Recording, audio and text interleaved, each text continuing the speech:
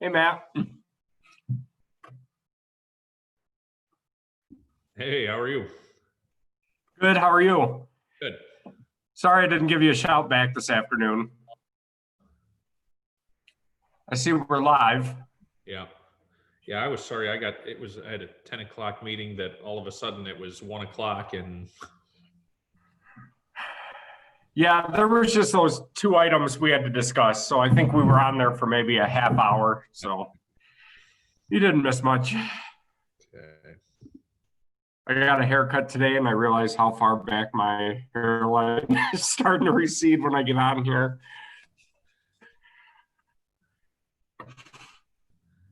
You got a long way to go before you get to this. I don't know. This week might do it. It's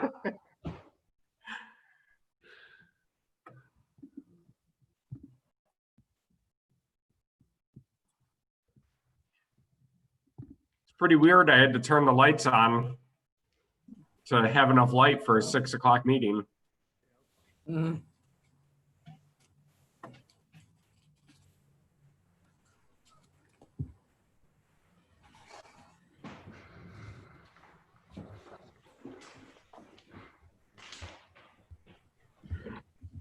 Good evening, all. Good evening. Good evening. So everyone knows we are live on YouTube and open to the public. Yes, before, I'll wait.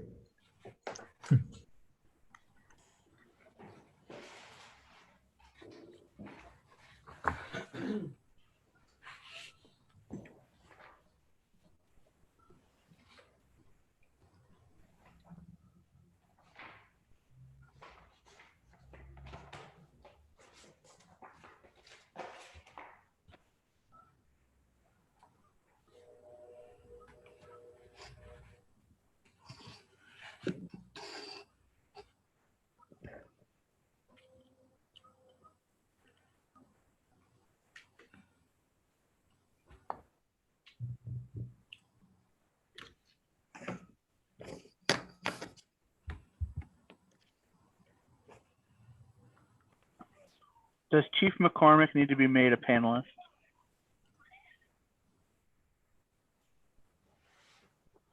I think typically we do, and he just stays muted and with his camera off unless there's a question.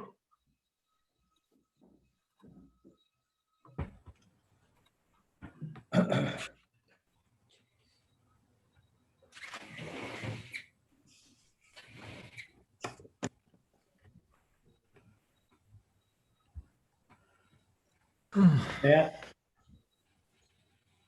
I don't see a closed session on the agenda. Do we need to amend it?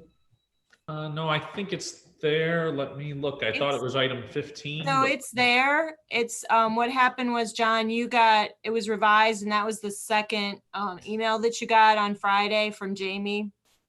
So what I think Pat or somebody had just printed the earlier version, because I had one that didn't have it, but online it still says closed session. So it'll be item 15. That is correct. Okay, all right, that's cool. Yeah, I double checked just a little bit ago to make sure that it was there, and it is there for the public to see. All right, just checking. Yep, no, thank you.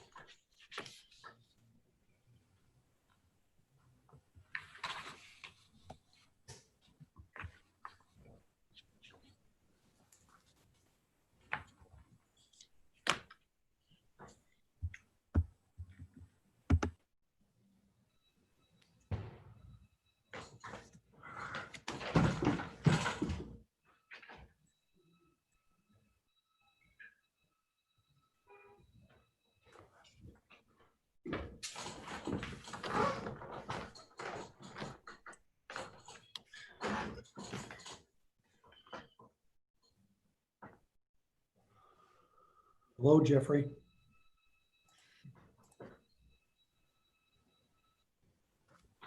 Good evening.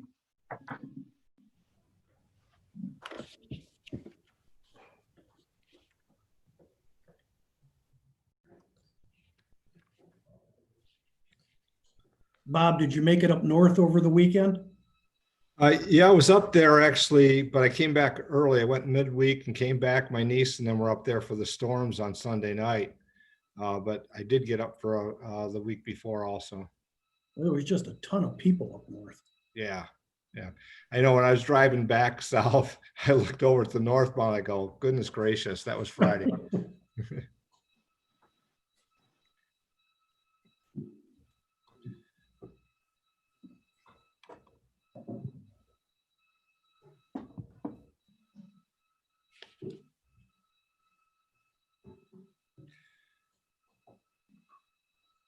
I know we have a minute or two, and I just want to make sure council received a couple of emails that came late here, just some actions that requesting, and Mr. Pastu will be joining us maybe later if he gets through his appointments, but also he is asking for that amendment we got in our council update, manager's update about the Dorsch Library. So I'll make comment to it before we get to the amend the agenda, and then I'll look for council action on that. Plus, I'm asking that the appointments be pulled by a council member with support for the information I provided.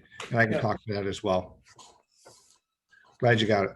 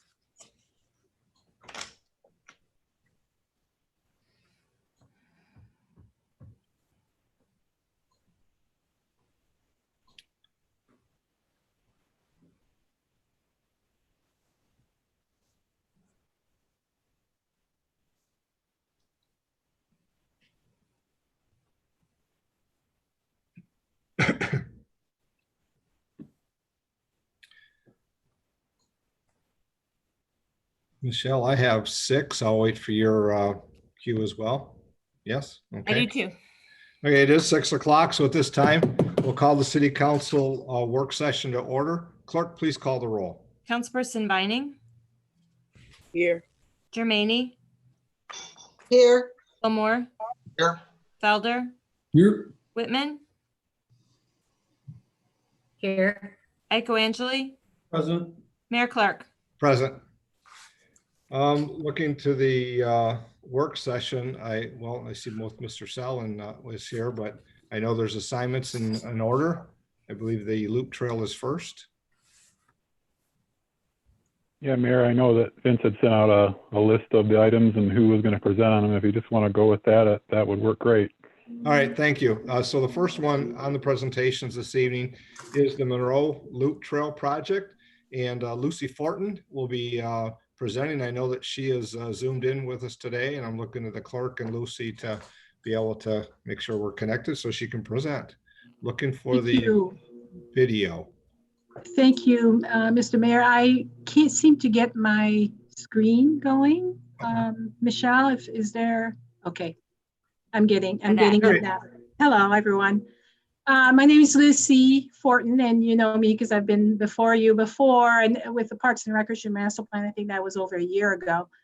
I'm here to present the Monroe Loop Trail project and to seek your support to apply for a TAP grant, a Transportation Alternatives Program grant. So I'm going to share my screen. I know you only have 15 minutes. I'm going to try to be brief. I think some of you are familiar with this project. Oops, I need to Michelle, you need to enable me to to share my screen. Yes, 1 second. Sure. It's not doing what I thought it was going to do. So 1 second. Okay, well, let me talk this through anyhow.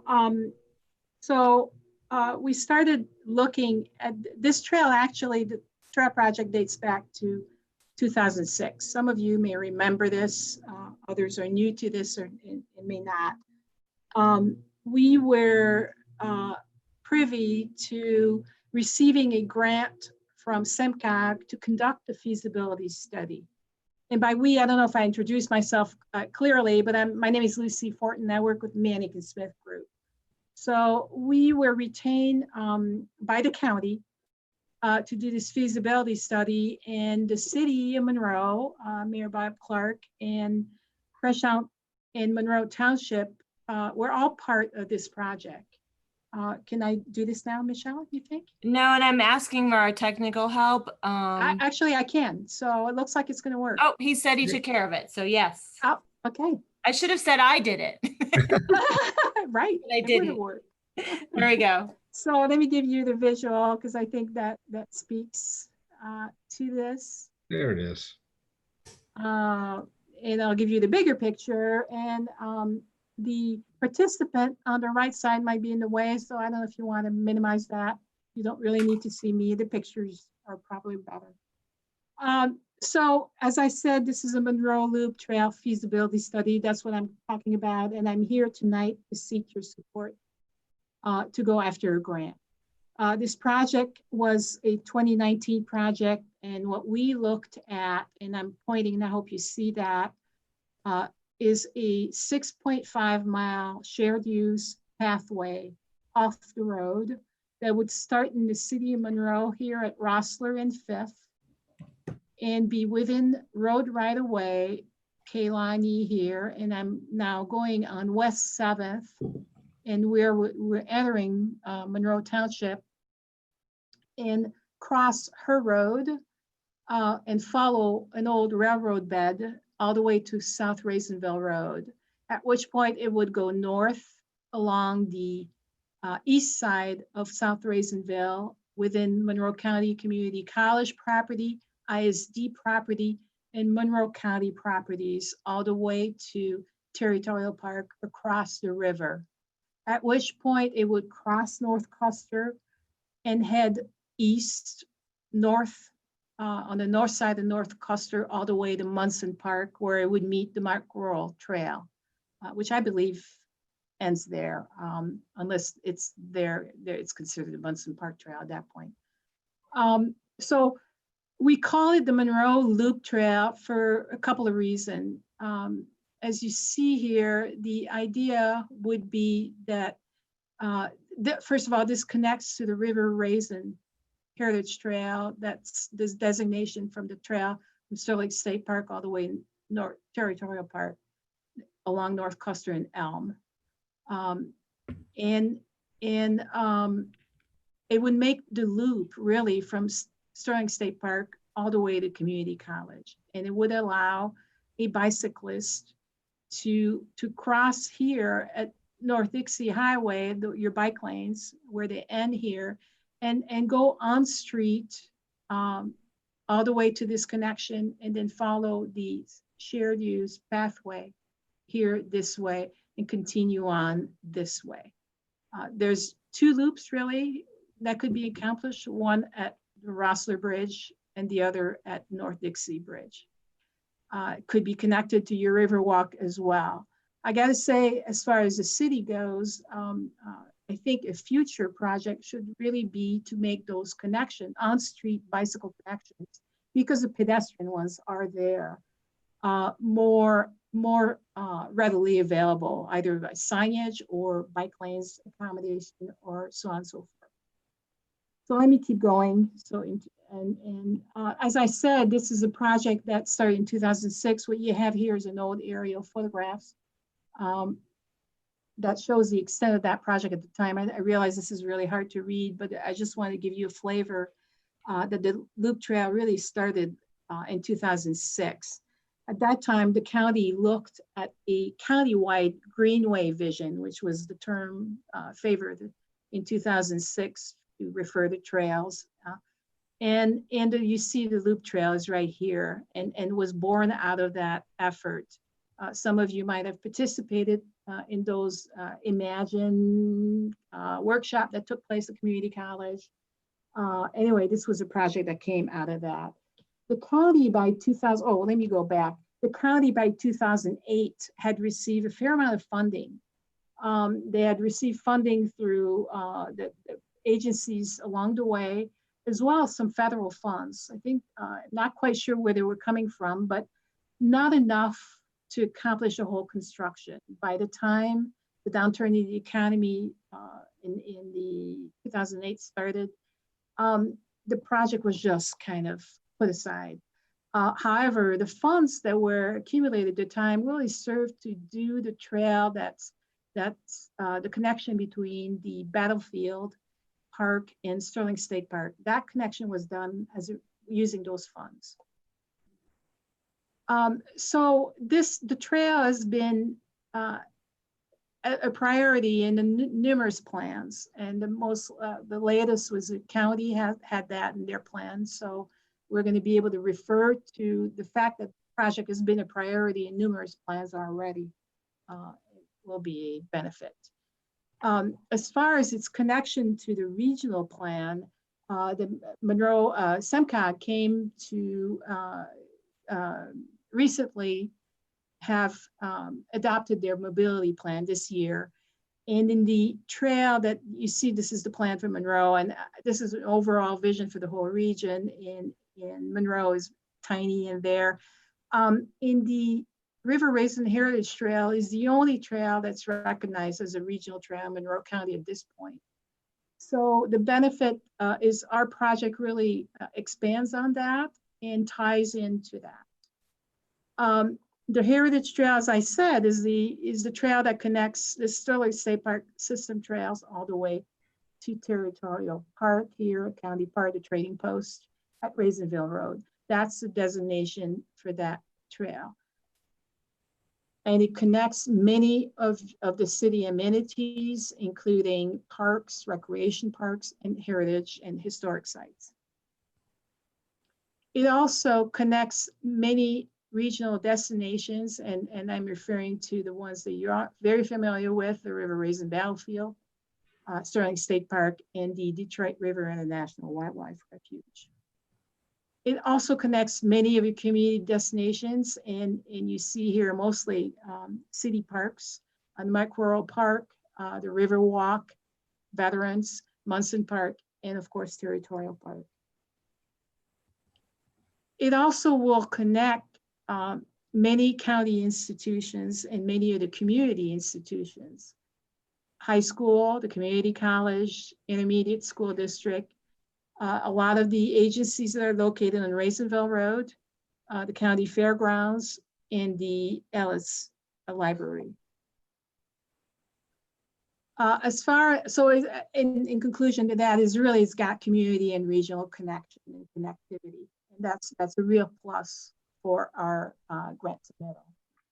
As far as project need two, the mobility plan that SEMCOG adopted had several analysis that were used, and one of which is they identified the bicycle and pedestrian demand areas.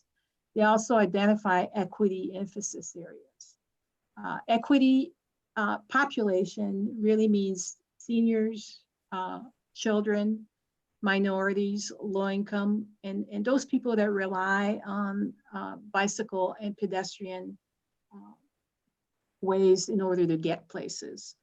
So you see here where our trail is located as far as bicycle and pedestrian demand areas. You see that this trail would address moderate and potential demand area, and it would also respond to these equity emphasis areas by its location. So again, that speaks to the need for the project. As part of the feasibility study, we conducted a couple of online surveys. We were restricted as far as public meetings. It was March in April. So we went this route. We had a couple of surveys, one addressed specifically to Monroe County Community College staff and students, and it was emailed directly to these people and briefly, because, and you can see more detail on those if you're interested in, but these really show great support and people would use this trail if it was built. Same for residents. And one other thing I wanted to point out that would be interested to you is I was particularly interested in finding out how would people get to the trail? Would they drive to the trail, or would they go there from home? And what did they use? So the one that I have here is really what do they use mostly? And I was interested in finding out that Sterling State Park trails have really up on the number for use. And then the North Custer Trail, Mike Rural Trail is really on second on the list. Munson Parks is third. So all of these are a fair amount used, even though Sterling State Park are sometimes are quite in disrepair at the present. But I think people are still using them. So again, this speaks to the support. As you can see, the amount of people that answered yes as far as use of the loop trail is fairly significant. These were not scientific surveys. They were just in a way to gauge support. We took a look at the engineering side of the trail. And here you see the number of sheets, actually, that this is like the cover sheet of this 19-page set of drawings that we did. And that I won't go through each and every drawing for you, but I just want you to get a sense of the details that went along the consideration here. And what I'd like to point out, mostly as a result of the engineering feasibility that we did, is the beauty of this project is the fact that the need for easements are very limited. Most of the trail will be located within the road right-of-ways or within large landholders and public landholders. DTE company owns a fair amount of the properties along the trail and easements, and we have already contacted them to see what kind of response we may have in approaching them. And we only got positive feedback from them at this point, and they will be providing us with some willingness that we can submit with a grant. Also, Kojo Quarter was part of our committee for the feasibility study, and they are in on this project, very positive. And of course, Monroe County. And then the right-of-way in North Custer also is wider than normal. It's 100-foot wide. Therefore, we'll be able to build this within the road right-of-way. There are a number of larger trees there, so there will be a need to address any concerns from property owners on that stretch. Okay, so I'm going to keep going because I'd like to reserve some time for questions. We, along with the feasibility, we started putting a price tag to this, and we split the trail into segments that made sense, not necessarily by jurisdiction, but by the way they were being developed, and potentially how we could split them in different projects should we need to. And therefore, we came to prices separately for each of those segments in that way. So we had this West 7th, the railroad bed, Raisinville Road, North Custer, and then the bridge identifies as separate segments. And part of the study was starting to have these conversations at with the regional grant coordinator and MDOT grant coordinator, and trying to see what would make sense in terms of applying for a grant. And we had a couple of options laid out. One was looking at the whole thing, and other by splitting certain projects. And I don't want you to pay too close attention to the dollar amounts here because they are a work in progress. And they keep, it's a moving target primarily because we don't know yet exactly if we can apply for the whole thing or not.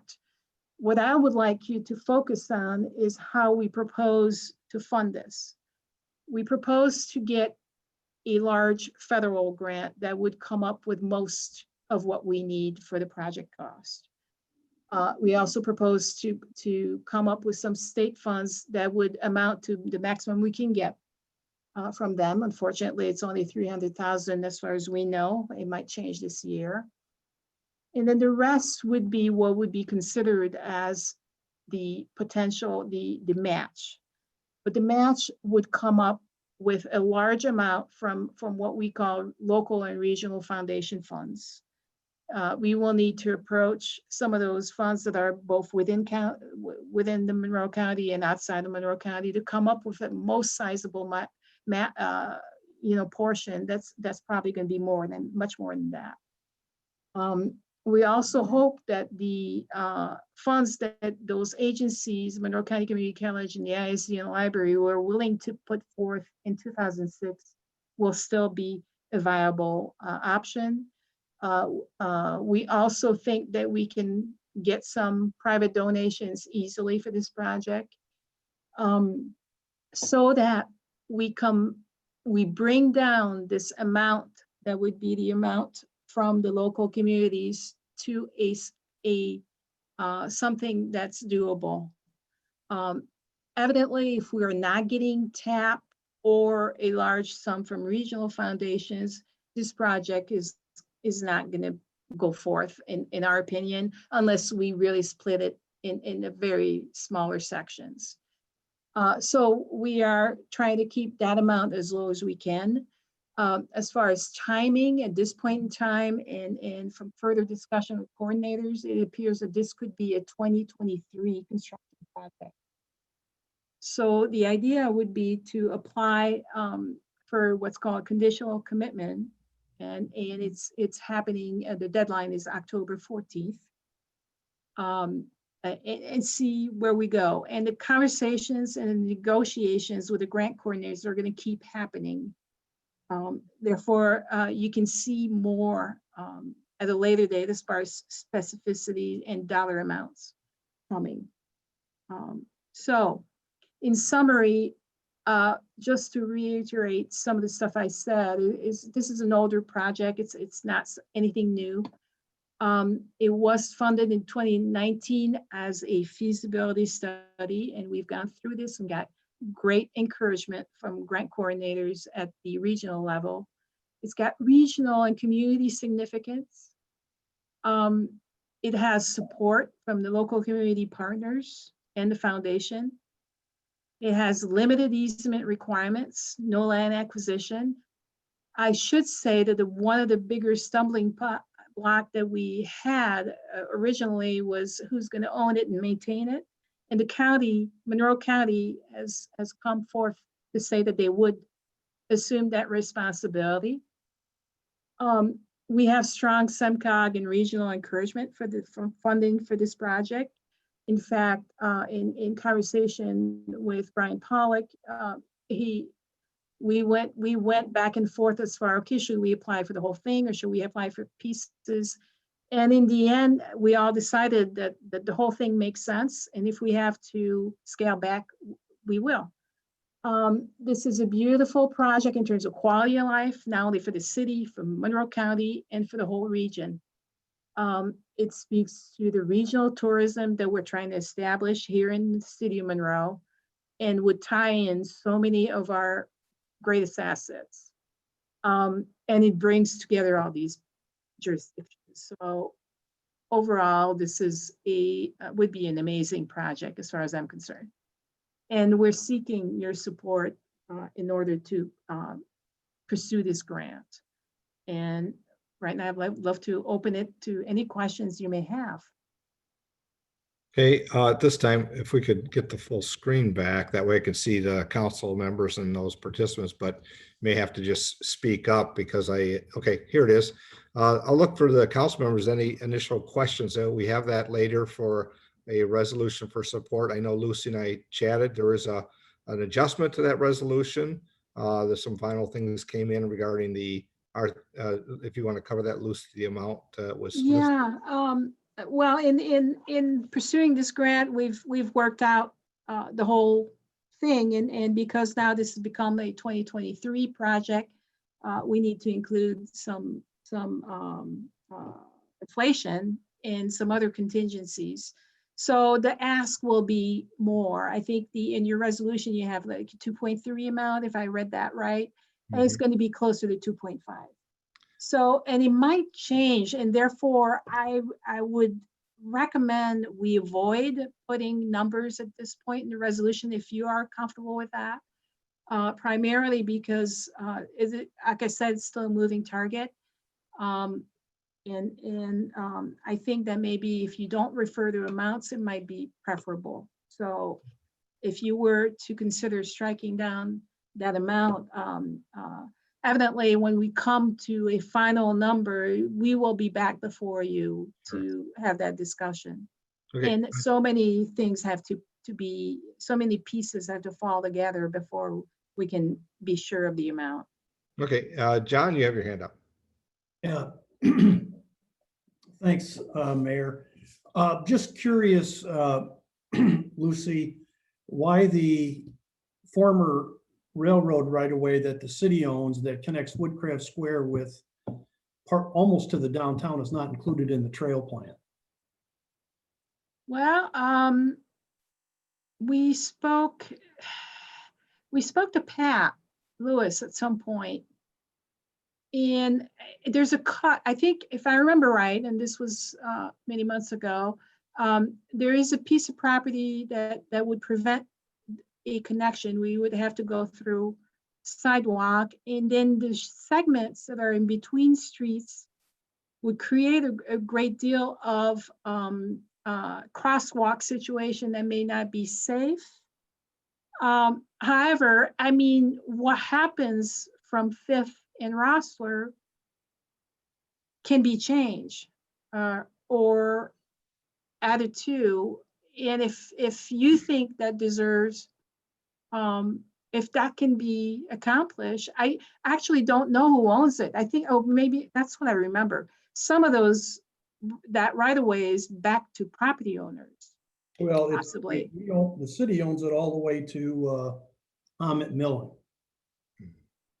And Okay, Amit wow. Milling bought that section of the rail line. The city council back then sold it to him.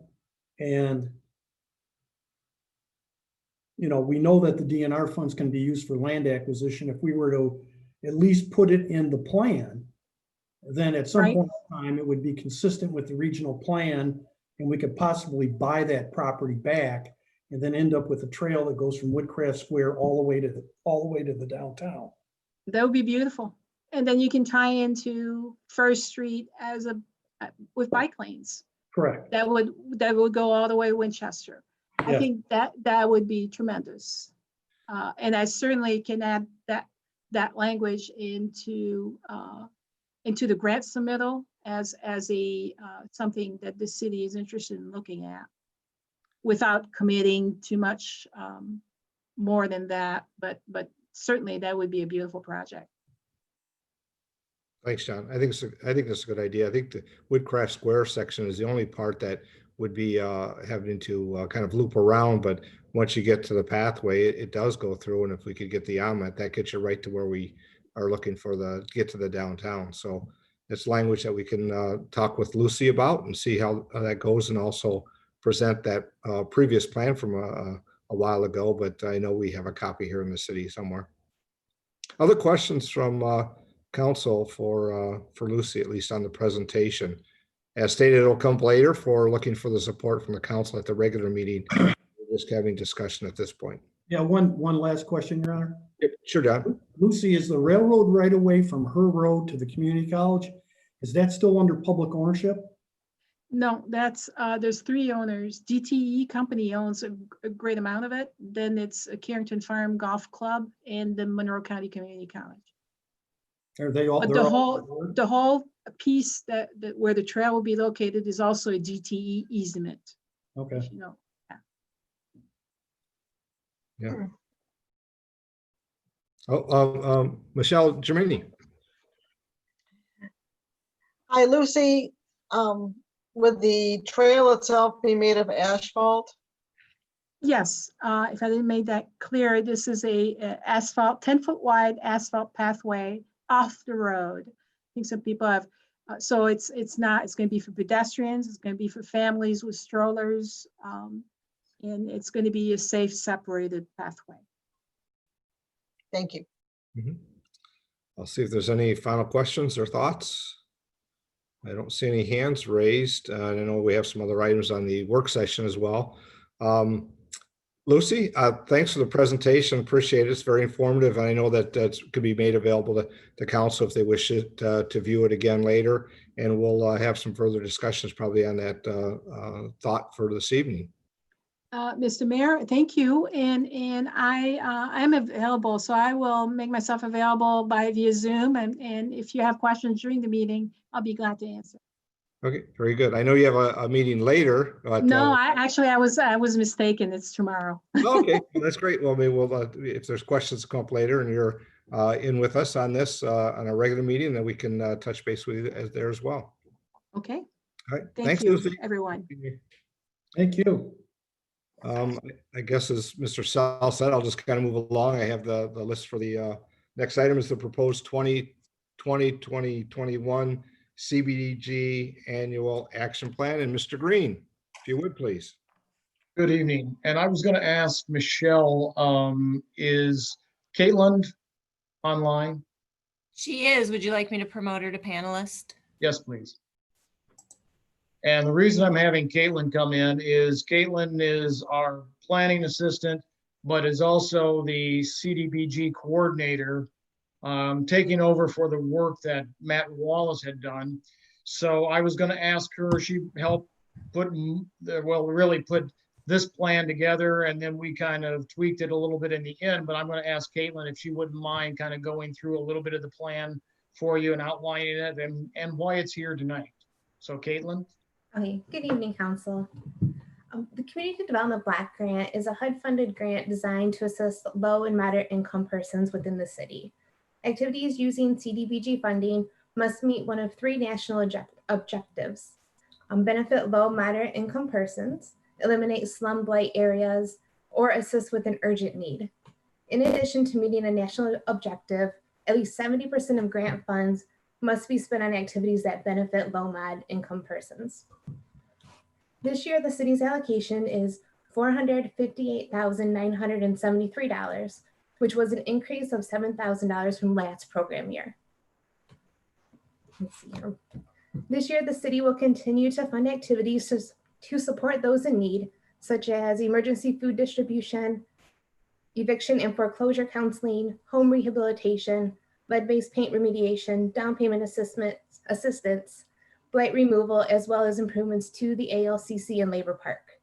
This year we did have new applicants for the program, which is Jab Academy, which is Joe's ALCC Boxing Club, and Elm House, a group home for developmentally disabled adults.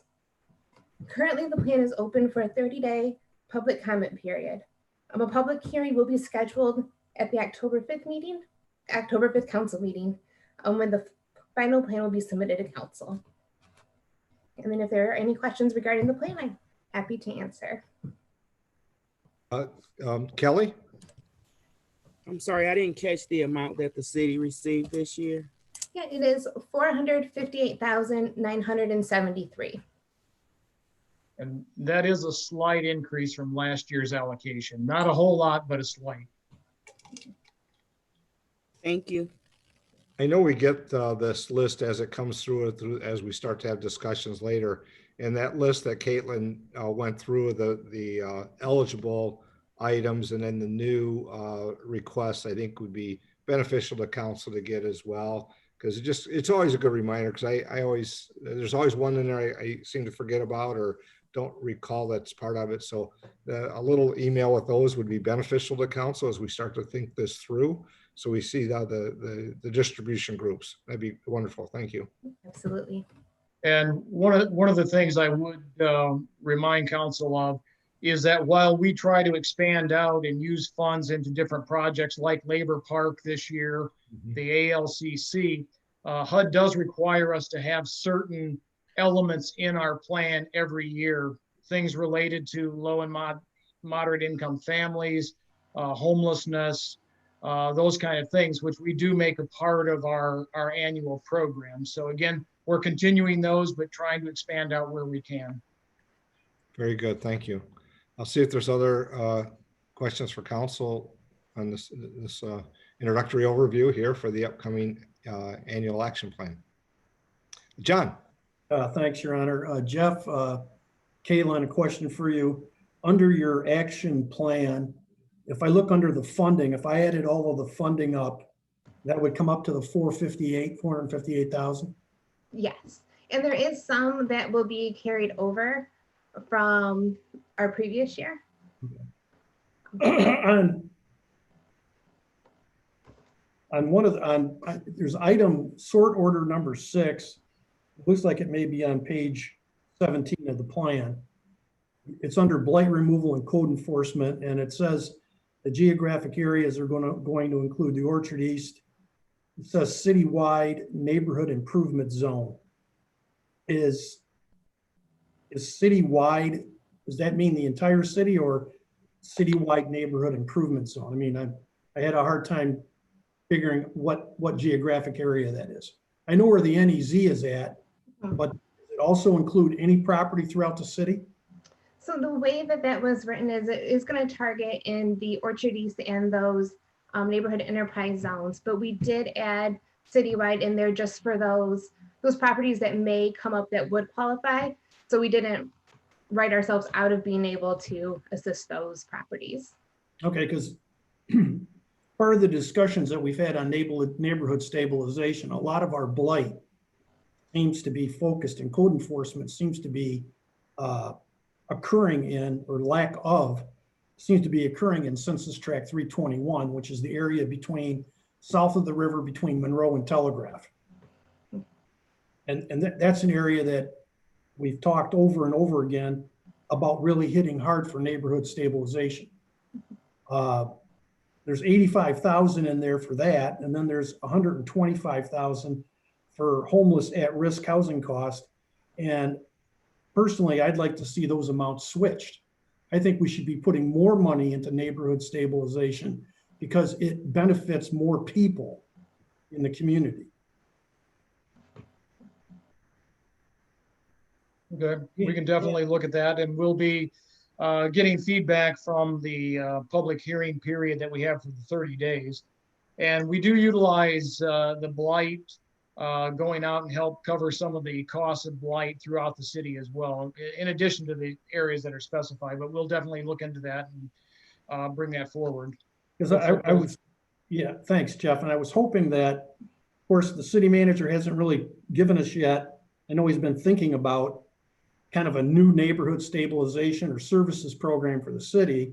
I was hoping that the block grant funds would help finance that to a large degree. Mr. Sell, I see you have your hand up. You might have some information.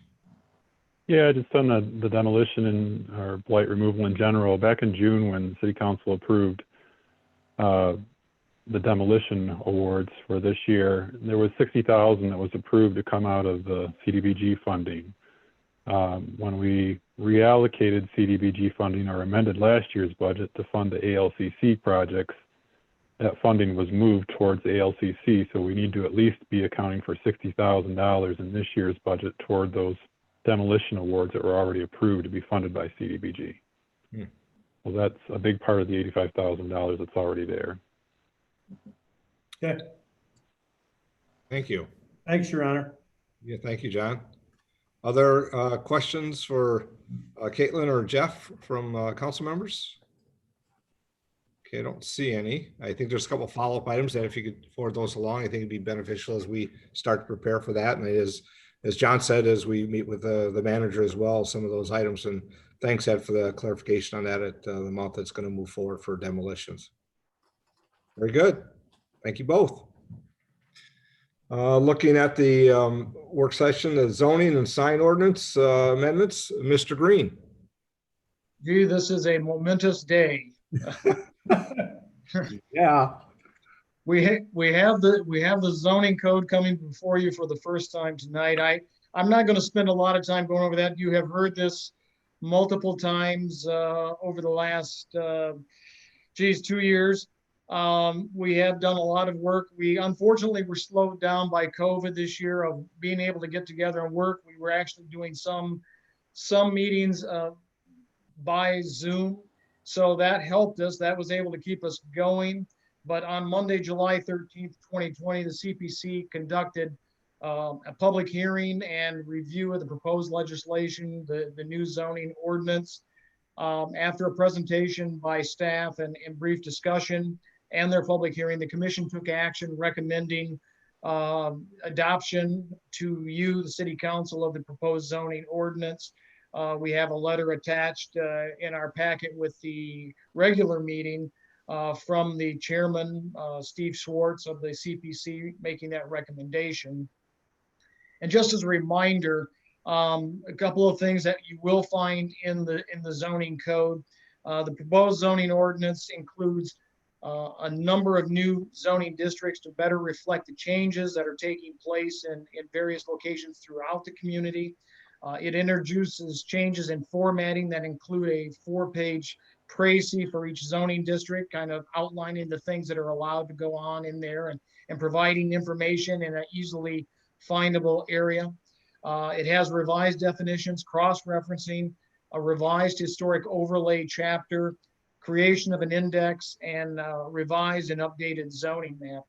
And I will say it was really an in-house team effort. We took the concept plan that we received from McKenna and really kind of deconstructed it and tore it down and went through word by word, line by line, and paragraph by paragraph, and decided just not to stop until we got to where we are today. I think everyone of the team were very happy with it. I hope you like what it looks like and has come to you for that. So I'd be happy to answer any questions or move on to sign ordinances.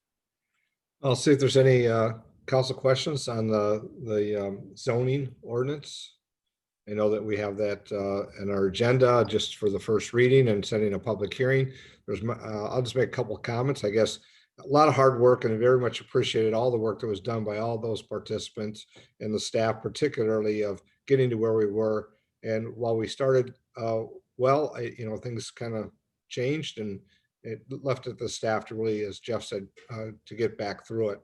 But I think there's, I would strongly recommend as we move through this to the public hearing that, not just the council members, or those that may be listening in or have the opportunity to hear this, really go through it. It's dramatically different.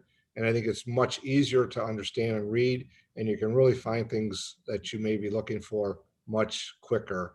And I think that's going to assist not only the planning department, the building department, and the city as a whole, and those that are making the request. So I just want to make some comments to that.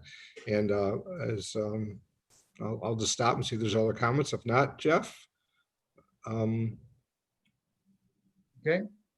One minute. John, go ahead. Yeah, Mayor, thanks. I just want to say that, I read through it. I like the format. It's easy to read.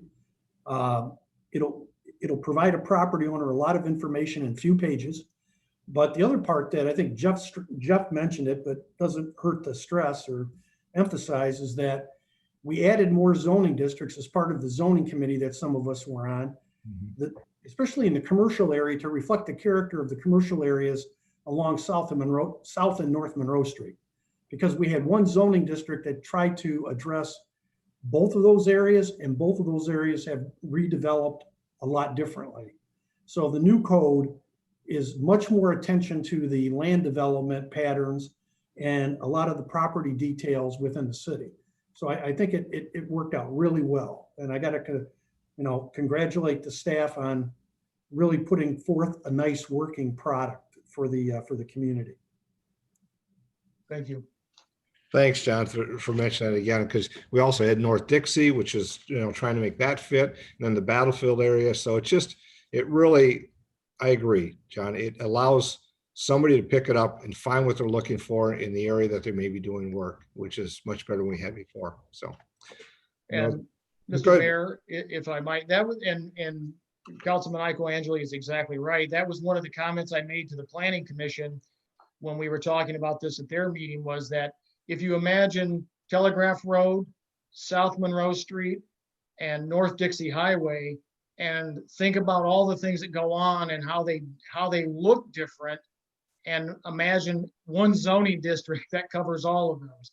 It becomes very, very difficult to manage that. And again, I think the subcommittee that was working on this initially, that we kind of came to that conclusion, I think will work out really well for the city. Very good. I think we'll move on to the sign ordinance, another favorite topic. And yeah, we spend a lot of time on signs. I tell everyone that as well. The zoning and building department does. One of the things that came up with this new zoning ordinance, and the reason we want to talk about the sign ordinance and why you have that in front of you tonight as well at your council meeting, is the fact that the decision was made early on by the ad hoc committee to remove the sign ordinance, or the sign regulations, I should say, out of the zoning ordinance and create a standalone ordinance. And that's really what you're seeing us do now. We brought the zoning ordinance to the point where it's ready for adoption, but it does not have the sign regulations contained within it. What we had to do, and what we're bringing to you tonight, is just a temporary sign ordinance. Basically, we took the sign regulations out of our current existing ordinance and put them into place, and to use as a temporary standalone ordinance until we draft new sign regulations. And I think there really are a number of reasons why communities might prefer a standalone sign ordinance, and it's really not something new for Monroe. Prior to the current zoning code that we have, we did have a standalone sign ordinance, and we separate from the zoning ordinance. When we did the last zoning ordinance, it was decided to combine them together. And so I think that's just something that goes back and forth. Communities kind of feel which way works best for them. There is no wrong or right way to do that, but it does allow communities to change sign regulations easier if it is a standalone ordinance. It gives them the ability to amend that. It makes it a police powers ordinance rather than part of the zoning ordinance, which would then have to go to the Planning Commission and go through that route.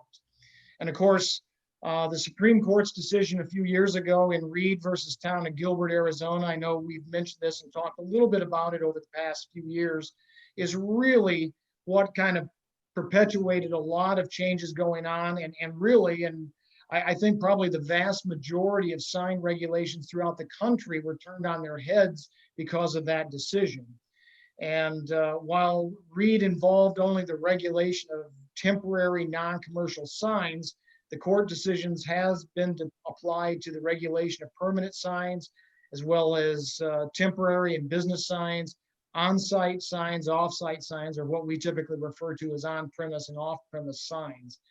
Additionally, if changes to sign regulations come through action of the state legislature or case law, a standalone ordinance, again, would make it easier for us to make those changes and adapt to that.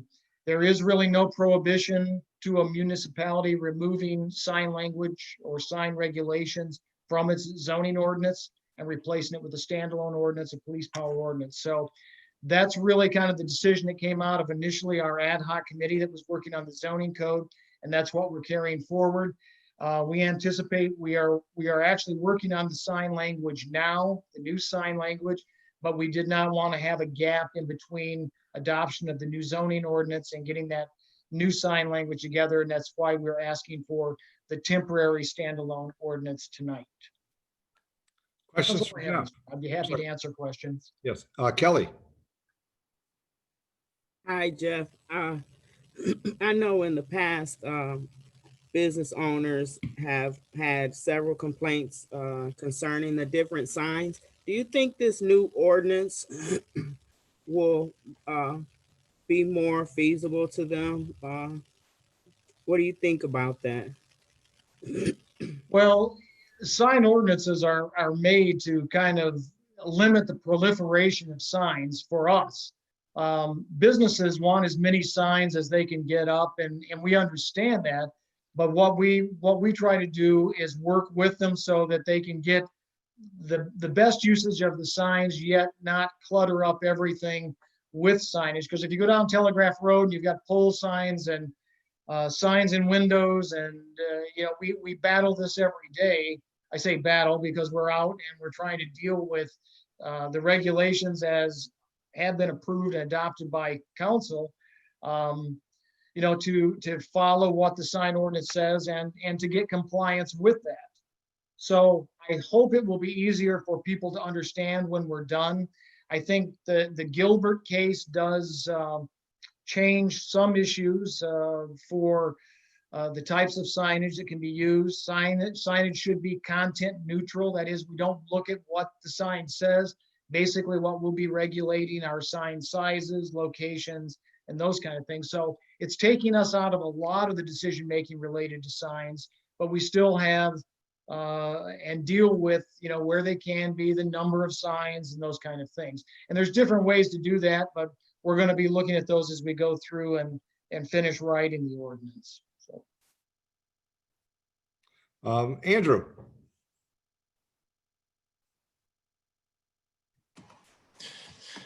Thank you, Mr. Mayor. In the cases where there is a variance between the old ordinance and the new ordinance, how are those addressed? Are you just grandfathered in? Do you not have to abide by the new regulations until you replace something? Is there a grace period, or how do we go about addressing those? Well, I think there's a couple of ways of doing that. More than likely, what we would look at doing is grandfathering some of the signs in. As businesses update, as businesses do different things, then we're going to look at them coming into compliance. I think that's probably the fairest way. I won't say, at least that's, I was going through some language today and working on it a little bit earlier today, and actually was looking at some recommendations from other communities that had did that. So I'm thinking that's probably going to be very similar to what we do with the zoning code itself. We allow you know, things that are existing to be grandfathered in, and when they are changed, when something is updated, then that's when we will try to bring them into compliance. Okay, thank you. Other questions from council for Jeff on the sign ordinance? And as stated, John, go ahead. Thanks, Mayor. Jeff, it would be nice if you could get the sign ordinance down to about 7 pages. I'd love to. Again, the building department and planning department spend an amazing amount of time on signs and fences, two of the biggest things. So we are trying to make it very clear as to what people can do and make it very easy to understand. And we'll go for those 7 pages. Yes. Thanks. If there's other questions from council on the sign ordinance, as Jeff stated, we have the kind of the carryover ordinance to make sure we have something in place as they continue to work diligently on the new ordinance and bringing that up at a later date. We need to have, so that'll be there for the first reading and setting of a public hearing for that carryover. Okay, I don't see any other questions. So we'll move on to the last item on the work session, which is tree planting and the residential terraces with Patrick Lewis. Thanks, Jeff, and thanks, Caitlin. I appreciate it, and I know we all do. Very informative. Thank Mr. you. Lewis. Michelle, I think you're going to have to promote him to panelist. There he is. There he is.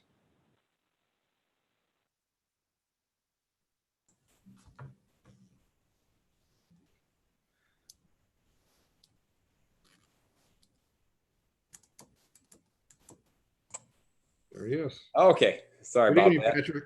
I was trying to get logged on there, and then the webinar is now streaming live was blocking my picture, so couldn't figure out how to unmute myself. I don't really have a formal presentation on this topic. I know that this was my understanding was this was a council request, but Vince was going to put this on here. I did talk to, and I can probably maybe let the discussion get started, and I'll give you a few things that I did discuss with our city forester, Tony Abbott, this morning, just making sure I had an understanding of what we were looking at for this year and what our current policies are. And happily, what I remembered our policies are what they still are. So I don't know how much detail you want me to go into as far as what we presently do. As you probably all know, we do have an active replanting program, and we have to remove somewhere on the order of 200 to 250 trees a year. Again, that's on an inventory of about 11,000 that we're responsible for. So we do typically we'll replant when one tree is cut down. There are a few locations where that's not possible given wires and things like that. We are going to be bringing to you at the next council meeting a request to purchase approximately 220 trees. So that's about replacement for what we've taken down. I did get the numbers on that. We're looking at about 90 of those are going to be like small flowering type trees that are similar with DTE's Right Tree, Right Place program. And that's the ones that we are in close vicinity of power lines. They call those are category 1 trees. We do have about another 30 or so that are going to be in narrow terraces. And those will be ones that we want to have those kind of grow up straight as opposed to branching out. That's where we've got houses in close proximity. And then the rest of them are going to be your larger shade trees. So typically we'll give the residents a limited set of options when we're doing like we call them onesie twosies, where we just got 1 or 2 that have come out on a block. You see in past projects like last year's Maywood Avenue project, where we did have to cut down quite a few, and those will typically go with a little more specific plan where we'll look at a variety of trees, 3 or 4 styles that we'll look at kind of take a canopy approach to it. So that's kind of where we're at with our tree program. We don't have a specific guideline on size. Our city ordinance actually does call out 2-inch diameter within the terrace area. There are some times when we're challenged to get those specimens, and I guess we can get as the discussion unfolds, I can give you a few more insights into that and some specifics. But a couple of the challenges we do have right now are getting the inventory and the quality of trees at the sizes to get something bigger. So we like I said, we do have an active program now. We don't have a specific codified policy that's comprehensive, but that's more or less what we do as a matter of course. So I'll leave it at that because I know this is intended to be a council discussion, but that's my I guess that's my lead in for kicking off the discussion. Sure, there may be some questions. I'll see if council has questions. Not yet. I do. John, go ahead. I'm sorry.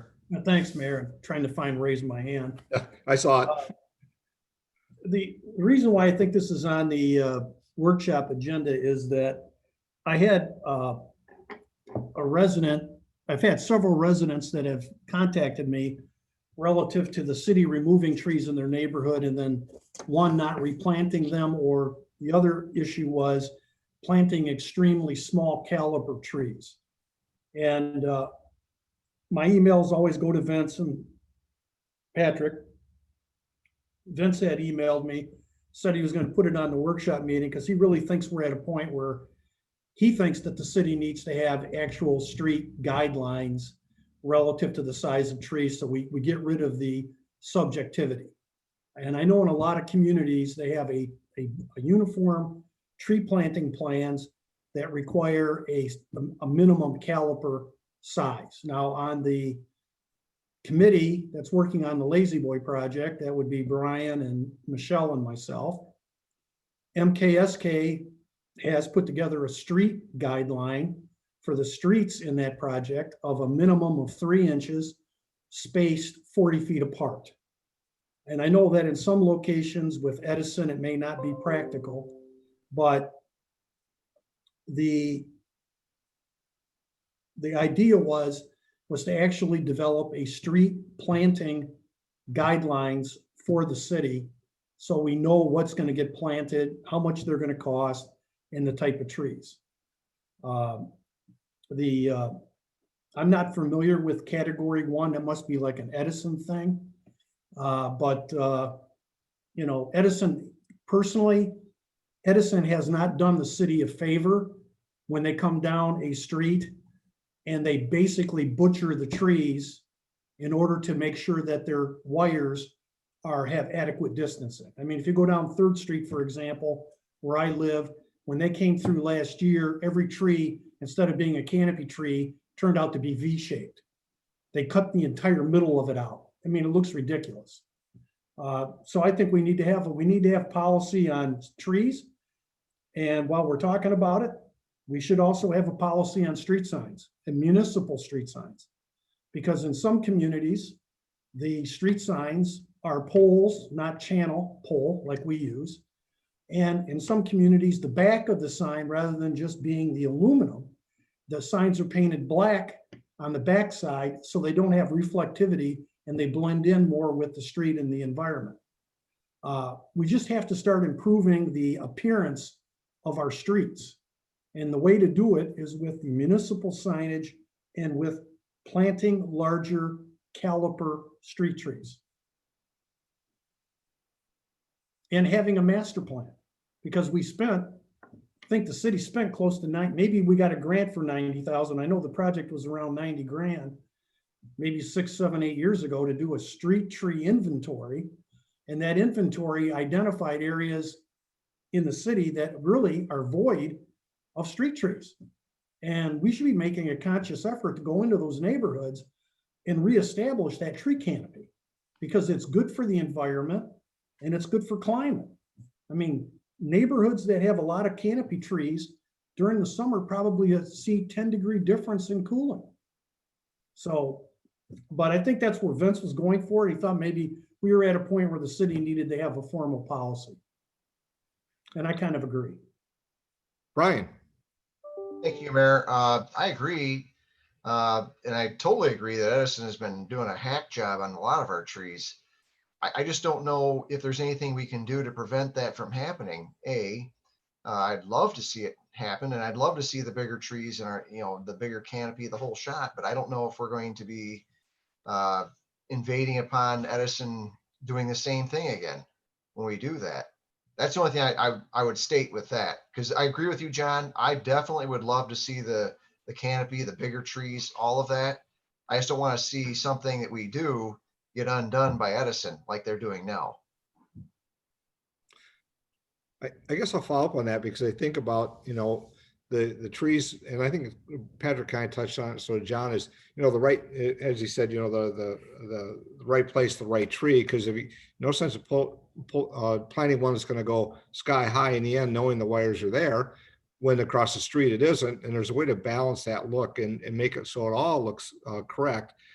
But with that, we should also be, I know it's sometimes hard to get information from corporations when they talk about planning and that, but is there, over the next 5 years, a relocation plan for lines and kind of marrying that up with our planning? So if we know there's going to be changes and it's going to go to the other side of the road, and I know we're working with that out at the battlefield with Mark's working on that with a lot of conversation, is there's no sense in planting the trees we know that might grow if there's a plan. So that's part of the ask, I guess, when you talk about DTE or ITC is, knowing what those plans are, we don't plant the wrong tree. We plant it right for now, but not for later, because we just don't know. And I think it's probably going to be a discussion for council, because it'll take more revenue, more resources to fill in where we see the voids. We have the tree inventory, and you can go on the city site and see that, as well as what they are and where they are, but see the voids, as John said. And if we do those, but also keeping up, so that we might be coming to that critical point like we have on other items of we have to do kind of a 1 year all in to get to a balance that we can manage in the future as well. So I think that's the planning discussion I think has to occur as well. Other questions or thought? Oh, Patrick, go ahead. Yeah, I was just gonna say, I wanted to jump on that too, Mayor, and just mention that unlike DTE, ITC has been stepping up to the plate recently with some of their distribution lines or their transmission lines, I'm sorry, and giving us, we've gotten a couple of checks from them now for their Right Tree, Right Place program, where they've given us monies equivalent to replant many of what they've taken down, and they've actually done the removals for us. Like on Maple is a good example of, there's quite a few that had to come down on Maple as well. So we have been the beneficiary of some funds to do that, and that's where some of our replants, we've been trying to do those. I mean, we're not hitting just Maple one year, but we are trying to get those infilled. I mean, planting 200 and so trees is a fairly decent sized endeavor. So we are trying to catch up and get some of those spaces filled in. The other thing I did want to bring to your attention that Vince and I had discussed, and this is a longer range program, but this sort of gets into our citywide policy, is we have what I guess I'd call a ticking time bomb in our silver maple inventory, because about 50 years ago, we lost a lot of elms and we planted a lot of silver maples. And we've got some neighborhoods that are almost exclusively silver maples. And those are problematic in that when they start to go, they lose big limbs and they get unbalanced, and then that just makes the problem worse. So I think within that plan, Vince and I talked about the ability for us to talk about strategic phasing out of those. So where we were taking not waiting for them to fail and then having to, like we did on Borges. I think many of you remember 3 years ago, we had a complaint. I think Councilwoman at the time, Rafco, was concerned about one tree. And then we got up there and looked at them and found about 12 that were all in the same shape.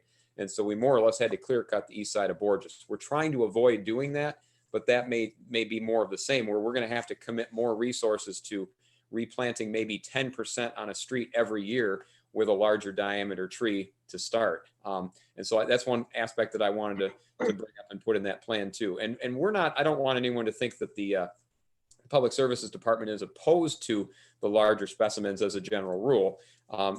The only thing that I just want to caution is that we have been having some difficulty where we've been trying to get the larger diameter trees, both getting them in the species that we want and being able to accommodate the digging the hole. They recommend you have a hole twice as big as the root ball. And if you have a 3-inch diameter tree, they usually recommend that's a 3-foot diameter root ball, and you end up with a 6-foot diameter hole. So we have some places where we are fairly challenged to be able to plant those, and we want to give them the best chance of survival too. So I think we're in favor of the same thing that everybody's talking about here, but it will involve a higher expenditure of funds, I believe, to get than we've been setting aside. So those are kind of the things that Tony and I wanted to make sure everyone understood as we move forward here. And I think we'd all like to do as good a job as we can with your support financially and I guess morally.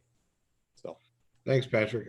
Quick question, and then I see John has his hand up, and so does Michelle. But I happen to get from the DNR site various things. Has the city ever submitted to the DNR for the urban tree forestry grants? I know they're not a lot, and I know that, but my thought is the amount that we spend that we couldn't find a way to match and get $10,000 or so to do that. Have we submitted for that in the past, or is it or is there a reason we don't?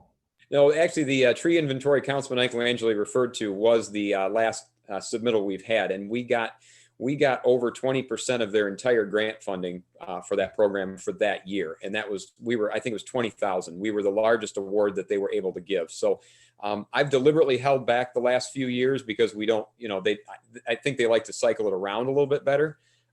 So we held back and let some other communities, but we're probably far enough removed now that we could submit for that if we have a larger plan. And I think something like a silver maple phase out could be something that I think would be something we could program a decent amount of dollars.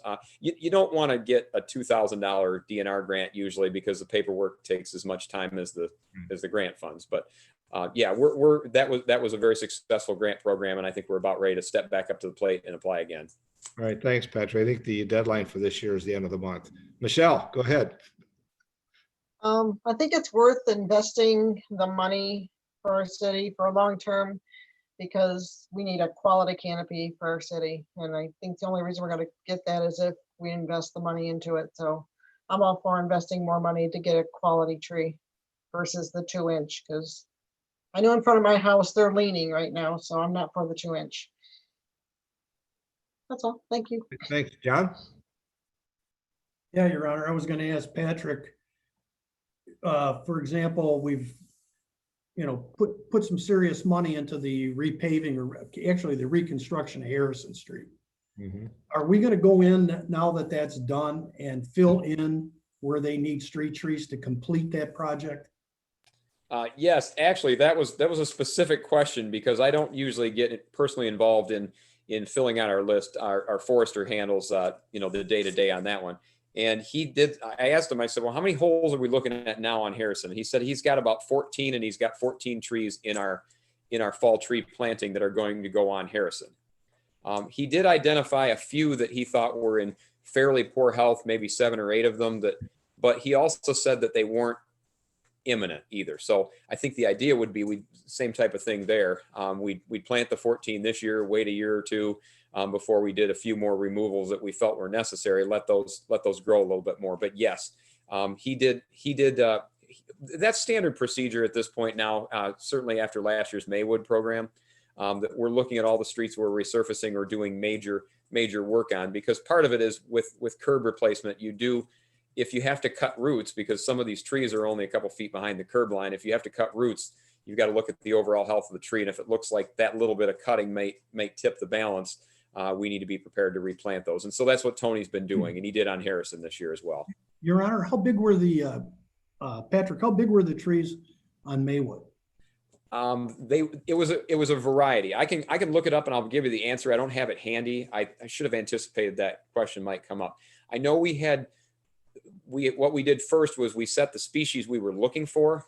We had a couple at the intersection, which were the more upright trees, and then we saved some of the ones that branched farther to the middle of the block. Again, I'm no tree expert, so I can't off the top of my head tell you what species they were, but I believe we had, with at least one of them, we couldn't find anything bigger than, I think we had 1 3/4 on a couple of them, because we just simply couldn't even find anything in that size. And that is one of the challenges we have, is that if we find a tree we like, we can't always get it, or we don't have enough specimens that we find one that's good enough. I mean, if I've only got 4 to pick from in a whole nursery, I might get the best of the 4, which still may not be good. So I'll get you the information, because I do have it, and I think it's in last year's fact sheet information specifically. Okay, thank you. Andrew. Thanks, sir. I'm sure the forester has something to do with the decision, but how is it determined what species of tree is going to be put in neighborhood? If that is the beginning of the decision on where we're going to put our trees, I can tell. I know that many of the homes in my precinct are newer than in a lot of other places in the city, and many don't have overhead power lines. You're talking probably early 50s to early 90s. And especially in the newer parts of the neighborhoods, the newer neighborhoods that were probably built from early 80s to early 90s, it's almost exclusively smaller Bradford pear trees that have those white blossoms, for climbing, but they're not tall. And so it's almost the opposite problem, where we have really tall trees where we have power lines, but where we don't have power lines, the opposite's not necessarily true. So I'm just wondering how those decisions are made. Well, with something like the neighborhood, Frenchman's is what I'm thinking of when you tell me the Bradford, because those are almost exclusively Bradfords there.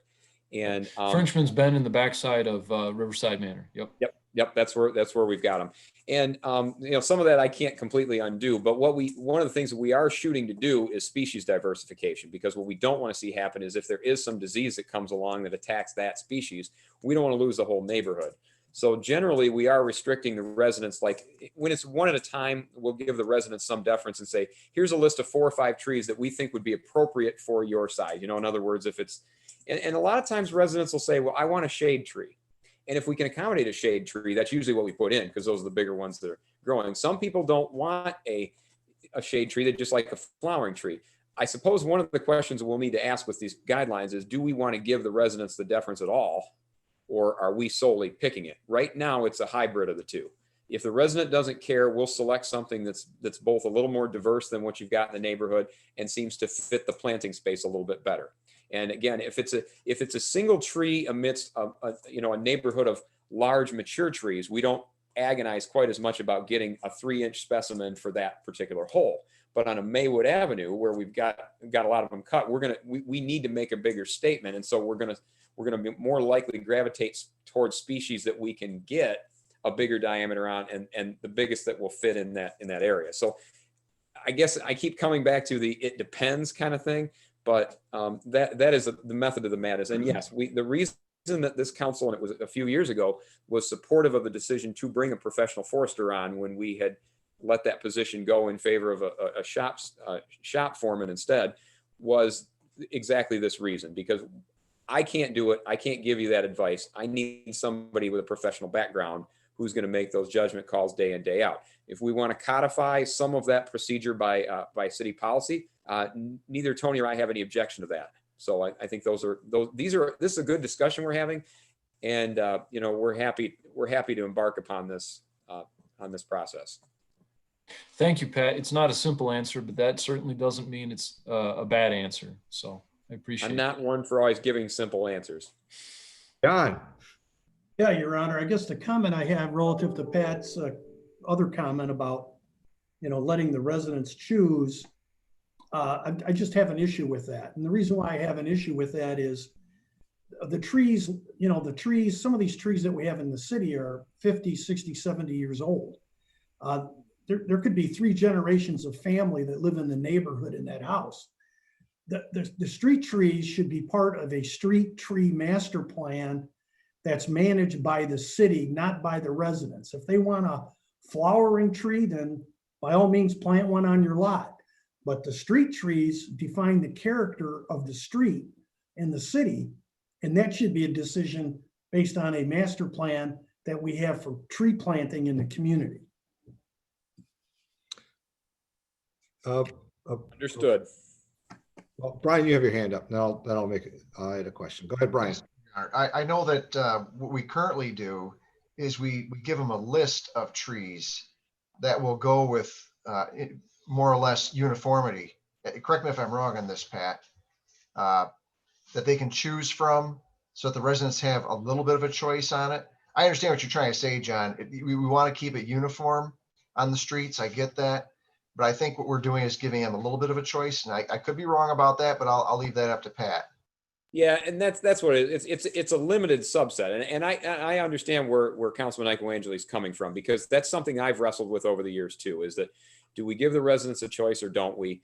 Historically, we've given them a choice. In fact, prior to when I was at DPS, there were occasions where I think we were just saying, well, what do you want? And if that's something we didn't object to, we just let them have it. Most people don't really know what they want.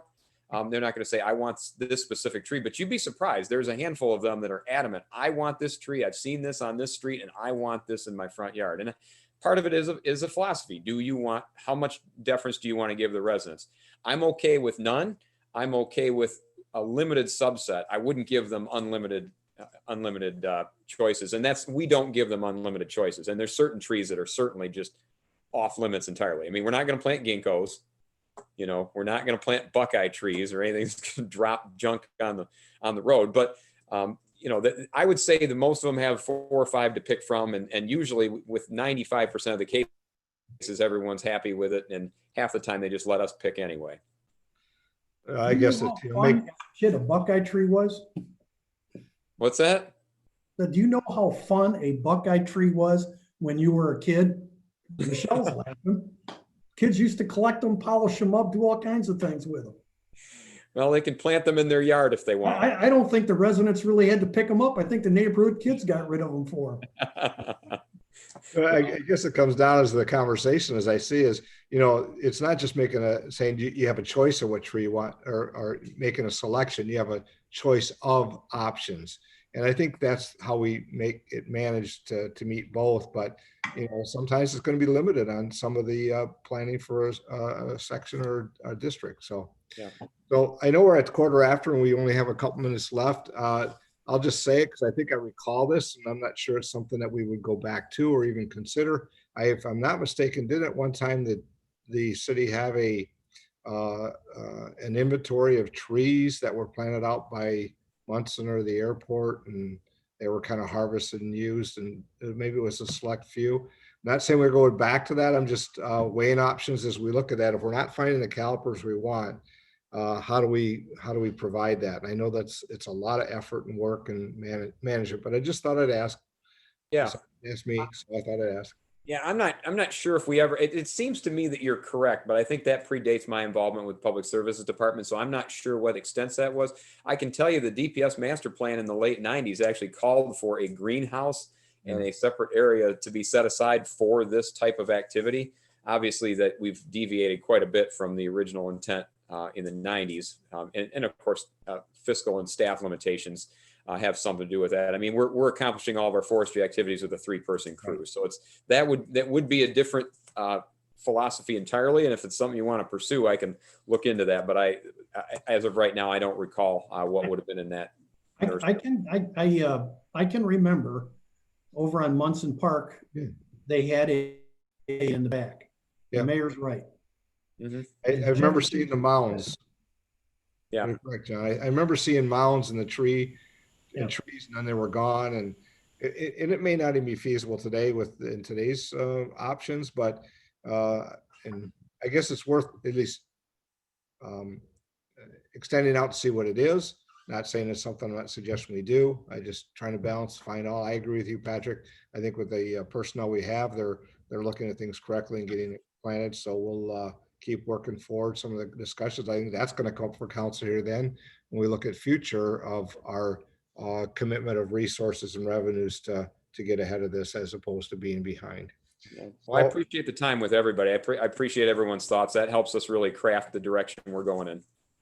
So I see about 13 minutes. Know if there's no last comments. I'm looking to Clerk Lavoie to make sure we have sufficient time ready for the council meeting. And as we always ask, is there anything for Mr. Sell here or acting city manager for the meeting tonight? If there's he has, or if council has something for him. Ed? There's nothing more for me. I know Vince mentioned that there might be a couple amendments to the agenda when we get there that you might want to talk about, but other than that, no, I don't have anything else. Sure. I think I'll review that again. And Michelle, I know she and I had chatted as well, just to make sure we stay on track.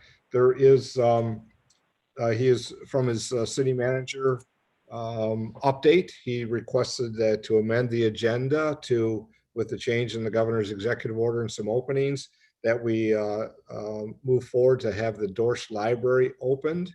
I don't have his report with me. I know there was discussion about the continuation of our library with the front door access and those things, but he's asking the council to consider and requesting amend the agenda to add that under a council action item to give the latitude of the Dorsch Library opening, and the guidelines and that will be set in discussion with them. So that was the one item. The other that I had, and I think I mentioned very early before we got started at all, was the appointments that's on the consent agenda. I did send information out to council. One of the downtown business owners that contacted me over the weekend, we talked for the past month, and would like to be appointed. And so I'd ask that item, if agreeable to council, to be pulled from the consent agenda to add that person, and we can read that in by the names, and that's be added to the appointments to the Downtown Development Authority with the other two persons that are being recommended. So I'd ask that be pulled by a council member. That's the two I had. I'm looking to Michelle to see if I missed another one. No, I think that's fine. So someone will just have to make sure they pull that second one from the consent agenda when the time comes. Yeah. Any questions from council then on that? Andrew? Would it also be appropriate to pull the resolution in support of the Monroe Loop Trail to remove the cost portion of that language? Yes, thank you. That would be appropriate as well. That's on the consent agenda as well. And let me refer Rick. Yes, it's on the consent agenda as well. So thank you, Andrew. That'd be appropriate to clean that language on the resolution up. That'd be wonderful. Other comments or questions from the council? Okay, we have about 9 minutes. Oh, I'm sorry. Okay, we have about 9 minutes. So at this point, we'll close the city council work session. Thank for staff and for Lucy for their presentations and the discussion by council. And mindful that the YouTube live continues. So either mute, or if you don't want to be seen, go off your audio or video as well. And we'll rejoin here at 7:30.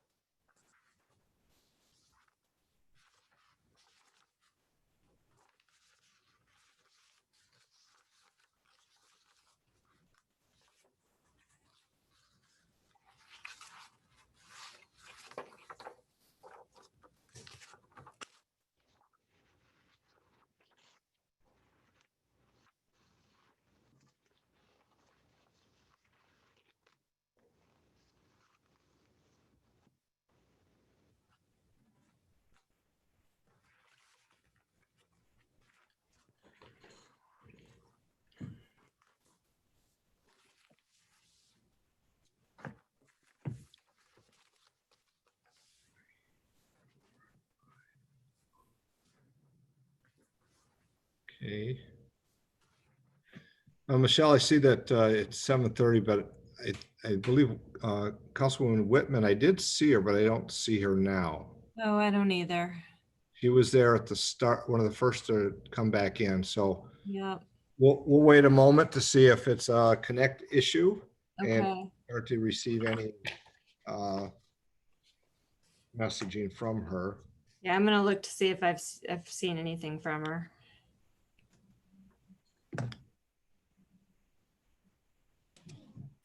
No, I don't see anything. I don't either.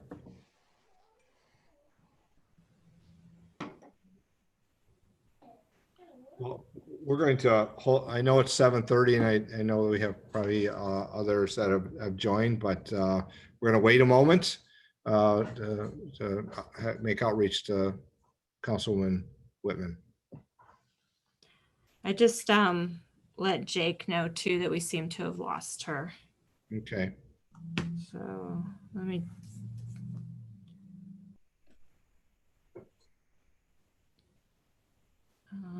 I'll text her. Thank you. Oops.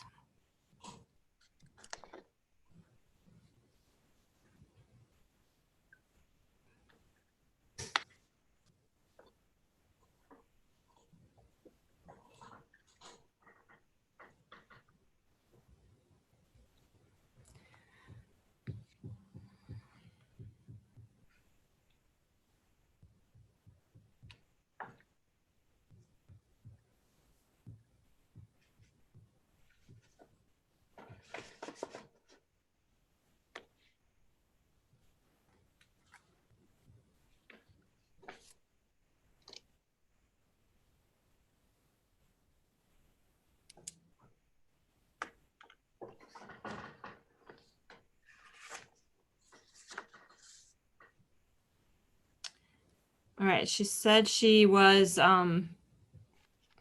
dropped from the meeting.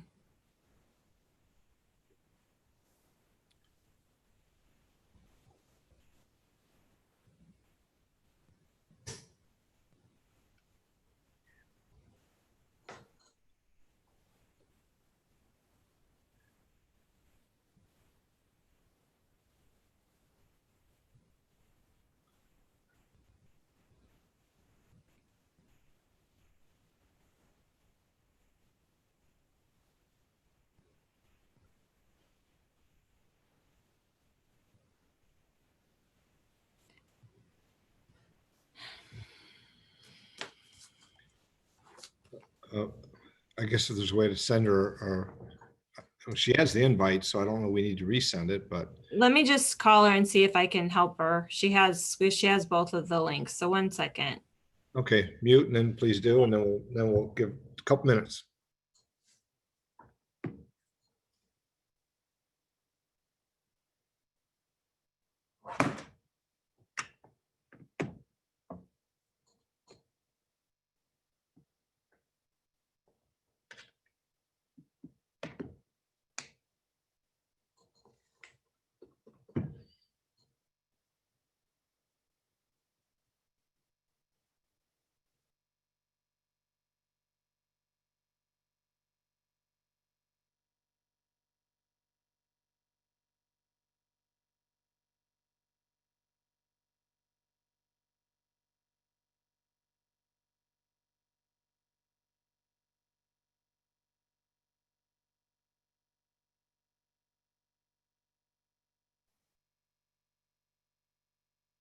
She's trying to reconnect.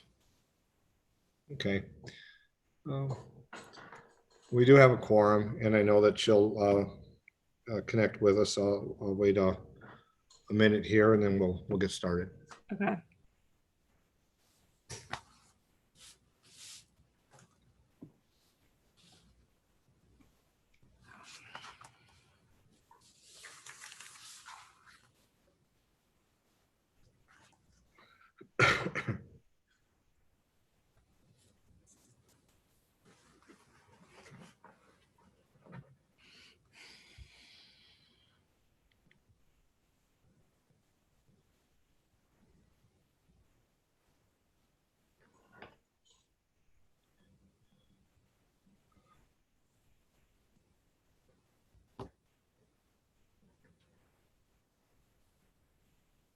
Oh, I see her.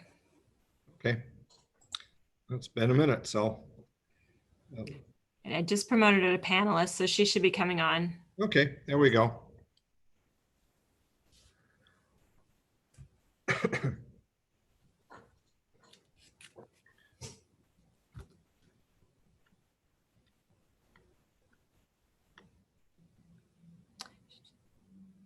Well, I see that Councilwoman Whitman is connected, and she'll need to unmute as we start here soon with the roll call.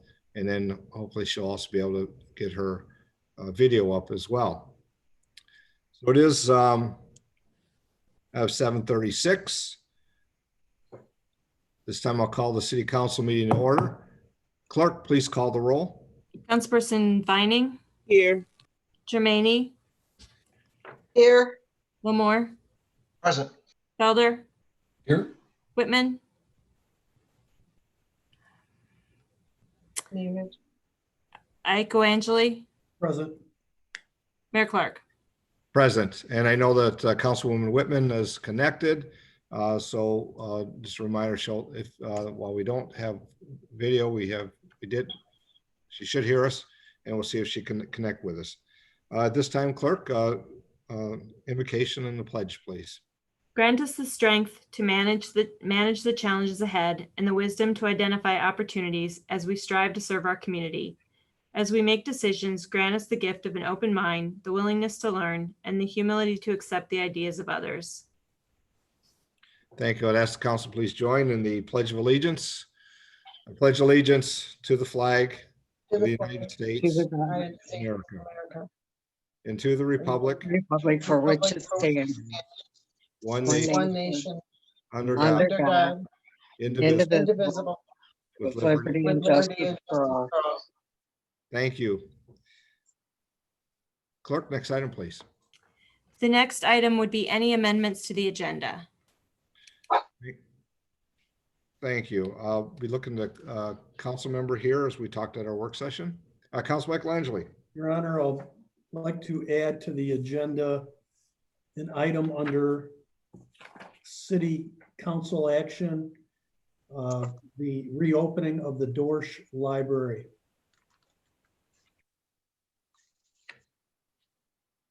Second. A motion by Councilman Felder, I'm sorry, Councilman Michelangeli, supported by Councilman Felder, to amend the agenda to add under council action, the reopening of the Dorsch Library at the end of the council action items. Clerk, please call the roll. Councilperson Vining, Yes. Germaini, yes. Lamore, Yes. Felder, Yes. Whitman, Yes. Angeli, Yes. Mayor Clark. Yes. Next item, please. The next item are citizen comments not related to an agenda item. So any correspondence or any communications with the clerk's office? The clerk's office has no communication to read into the record. Okay, at this time, the citizens' comments not related to an agenda item. If there's those that may be present to wish to have comments, just mindful of the rules of the chamber or the Zoom meeting. You have 3 minutes to address your topic, and just be mindful of our time. Clerk, I'll have you let us know any. There are no hands raised, Your Honor. Very well. And also remind those that are attending as well that at the conclusion of the meeting, there's an opportunity for citizens' comments as well. And we do have a closed session prior to that as well. Clerk, next item, please. The next item is communication, item 2861, 838 Jerome Street, request for sidewalk. Thank you. Mr. Sell, I guess we'll start there. And if I don't know if who else may be having comments on this. I don't have many comments. I think this was mainly put on there for the council's information, and it'll be reviewed by administration and discussed appropriately at that level for future discussion. Thank you. I know that we received that correspondence. I believe the clerk, you have a copy of that as well. Mm-hmm. That will be placed into the record. My thoughts, if council received it, if there's thoughts on that, you're welcome to state any now, or please make sure you get a hold of the city manager with some input on that. John, or I'm sorry, Councilman Michelangelo. That's okay, Your Honor. Like everybody else on council, we did receive the email. I took a look at the request, and I think it's a pretty reasonable request that she's asking for, is to extend the sidewalks down that portion of Jerome Street, which have no sidewalks at this point in time.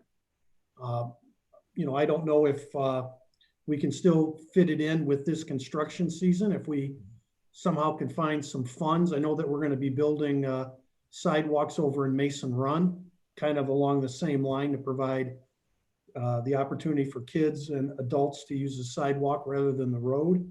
So I guess as Mr. Sells said, you know, the city administration is going to take a look at it. I hope maybe we can do something sooner than later.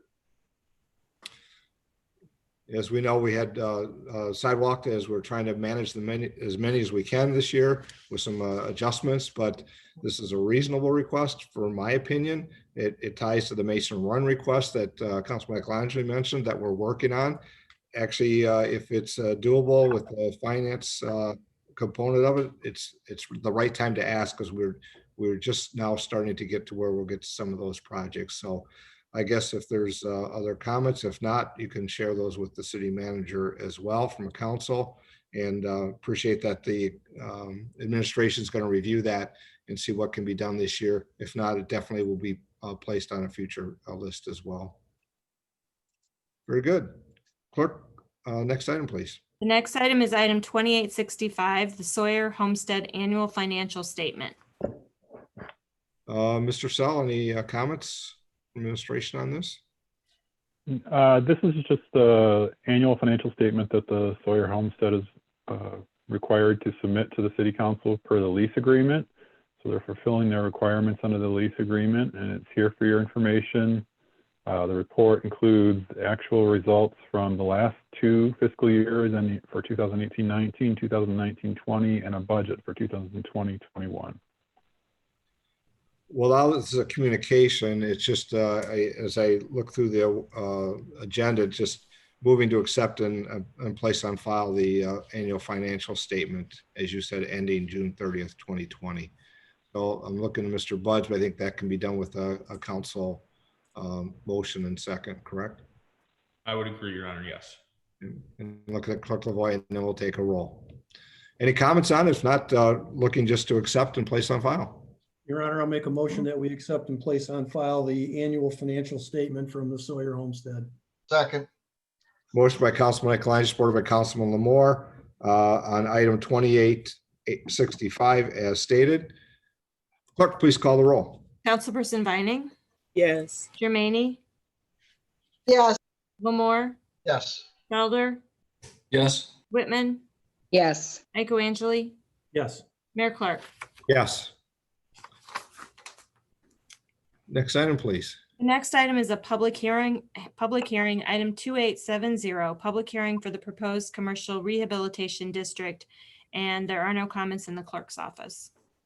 Thank you. I know that we had some information on this, but it's always good to have an introduction about a public hearing, whether it's made comments from council or from those that are on our meeting. Mr. Cochran, if you could just give us some information on that and before we open the hearing. Sure. City administration is asking city council to consider establishing a commercial rehabilitation district at 1284 North Telegraph, which is the single parcel where the former headquarters for Lazy Boy stood. It doesn't include all 5 parcels that make up that project site, just the one parcel. And the purpose is for hopefully working with the residential developer that the city's been in discussions with to build residential on the rear portion of the site. The first step is to establish the district, which is what we're holding a public hearing for tonight. And then the next step for consideration of any tax abatement for a period of up to 10 years would be for the developer to submit the application for that tax abatement, which would come at a later date. But this is just an effort to streamline that process if it's something to be considered in the future. Very good. I think at this time, I'll open the public hearing on the item 2870, the public hearing for the proposed commercial rehabilitation district. Are there any comments from those on present this evening on our virtual meeting? I see no hands raised, Your Honor. Thank you. I'll ask again if there's any comments from those present. And clerk advises there is not. It's a public hearing. Obviously, it's going to come later under council action. But if there's comments for public hearing time from any of the council attendees, it would be appropriate now too, or during council action. Seeing no comments, I'll close the public hearing. Clerk, next item, please. All right. The next item is under council action. Item 2816, proposed commercial rehabilitation district. Thank you. I think Mr. Cochran gave us the background, so it's to council. Your Honor, I'll make a motion to adopt the resolution establishing the commercial rehab district on parcel number 69-003332. Second. Motion by Councilman Michael, supported by Councilman Lamore, on item 2816, the proposed commercial rehabilitation district. See no further comments. Clerk, please call the roll. Councilperson Vining, Yes. Germaini, Yes. Lamore, Yes. Felder, Yes. Whitman, Yes. Angeli, Yes. Mayor Clark. Yes. Next item, please. The next item is the zoning ordinance, item number 2804. Thank you. I know we talked about this at the last meeting. For those that may not have participated in the work session, I'd recommend that they listen to that conversation as well. But with us, Mr. Green, to maybe give us an introduction as we move forward. Good evening, Mr. Mayor, members of council. This is a proposal to amend Chapter 720, the zoning ordinance of the city of Monroe. As it indicates in the zone and the ordinance language, it's to update, amend, and restate Chapters 720. The zoning booklet has been prepared and is for review. It's available at the clerk's office as well as at the Department of Community Development. Again, it does a number of things that is a little bit different. It looks at new zoning districts that better reflect changes taking place throughout the community in various locations. It introduces changes in formatting. It has revised definitions, cross-referencing, a revised historic overlay chapter, creation of an index, and a revised and updated zoning map. All of those will be part of this adoption process, but tonight what we're looking for is essentially the first reading and establishing the date of the public hearing and second and final reading for the proposed ordinance. Thank you, Mr. Green. Councilman Lamore. Just making a motion, Your Honor. Okay. I'd like to make a motion to have the first reading of the proposed zoning ordinance number 20-003 and establish Monday, September 21st, 2020 as the public hearing date and final reading of ordinance number 20-003. Support. There's a motion by Councilman Lamore, supported by Councilwoman Whitman on item 2804, the zoning ordinance number 20-003. And as stated, the first reading and the public hearing set for the date stated. No further comments. Clerk, please call the roll. Councilperson Vining, Yes. Germaini, Yes. Lamore, Yes. Felder, Yes. Whitman, Yes. Angeli, Yes. Mayor Clark. Yes. Ordinance number 20-003, Chapter 720 zoning, an ordinance to amend Chapter 720 zoning ordinance of the City of Monroe, of the Code of the City of Monroe. Thank you. Next item, please. The next item is 2862, sign ordinance 20-006. Thank you. Mr. Sell, I didn't want to leave you out. I don't want to think that I'm bypassing here. I know that as we talked earlier, I have the list that you are looking for the staff, but if please, if there's things that you feel important that you want to add, please do so. You're doing great. Thank you. All right. Mr. Green, I think you're also here on this one on the side ordinance, and give us an update as we lead into this discussion this evening. Again, I'll say that this was also presented at the work session prior to tonight's meeting, and it's good information. I would recommend those attending or in the public, if they hear this, that they kind of zoom in to watch that, and also on the zoning. Mr. Green. Thank you, Mr. Mayor. Again, Jeffrey Green, Director of Community Development. With preparation of the new zoning code, the decision was made early on by an ad hoc committee appointed by City Council to remove the zoning regulations from the new zoning code. So what we are doing is requesting that we put in place and adopt a temporary sign regulations, which would be a standalone sign ordinance. We are currently working on new language, but this would be essentially the regulations that were removed from the existing code, and they will be a standalone ordinance when the new zoning code is hopefully adopted in a couple of weeks. Thank you. Councilman Moore. Ready to make a motion on this, Your Honor. Regards to item number 2862, I'd like to make a motion to have the first reading of proposed sign ordinance number 20-006 and to establish Monday, September 21st, 2020 as the date for the public hearing and final reading of the ordinance. Support. Motion by Councilman Moore, supported by Councilwoman Whitman on item 2862, sign ordinance number 20-006, that we hear the first reading and set the public hearing for the date stated. Clerk, please call the roll. Councilperson Vining, Yes. Jermaine, Yes. Lamore, Yes. Felder, Yes. Whitman, Yes. Angeli, Yes. Mayor Clark. Yes.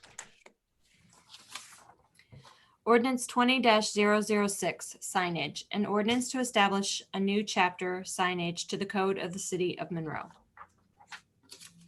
Thank you. Next item, please. The next item is item 2864, 2020 refunding bond authorizing resolution. Thank you. Now, Mr. Sell, I know this one's yours. Yeah, I do have a few things to say about this one. So when the city issues bonds to finance various projects like the fire station or water main improvements, bridge improvements, in that bond resolution that's adopted, there's usually a period of time where the bond can be refunded or basically refinanced, similar to a mortgage refinancing. And that time period is somewhere usually in the 8 to 10 year range, depending on the initial term of the bonds. For the 20-year bond, that is, it's usually in the 8 to 10 year range. And those terms are set in the bond because the buyers of the bonds need some security in their investment return in order to know that they're going to be able to hold those bonds for a while to get an investment return out of them when they make their purchase. That's why you can't just refinance them anytime you want to. It's giving the bond buyers some of that investment security. So we couldn't go out and refinance every bond that we have at this point, but we do have 3 that are in that 8 to 10 year range right now.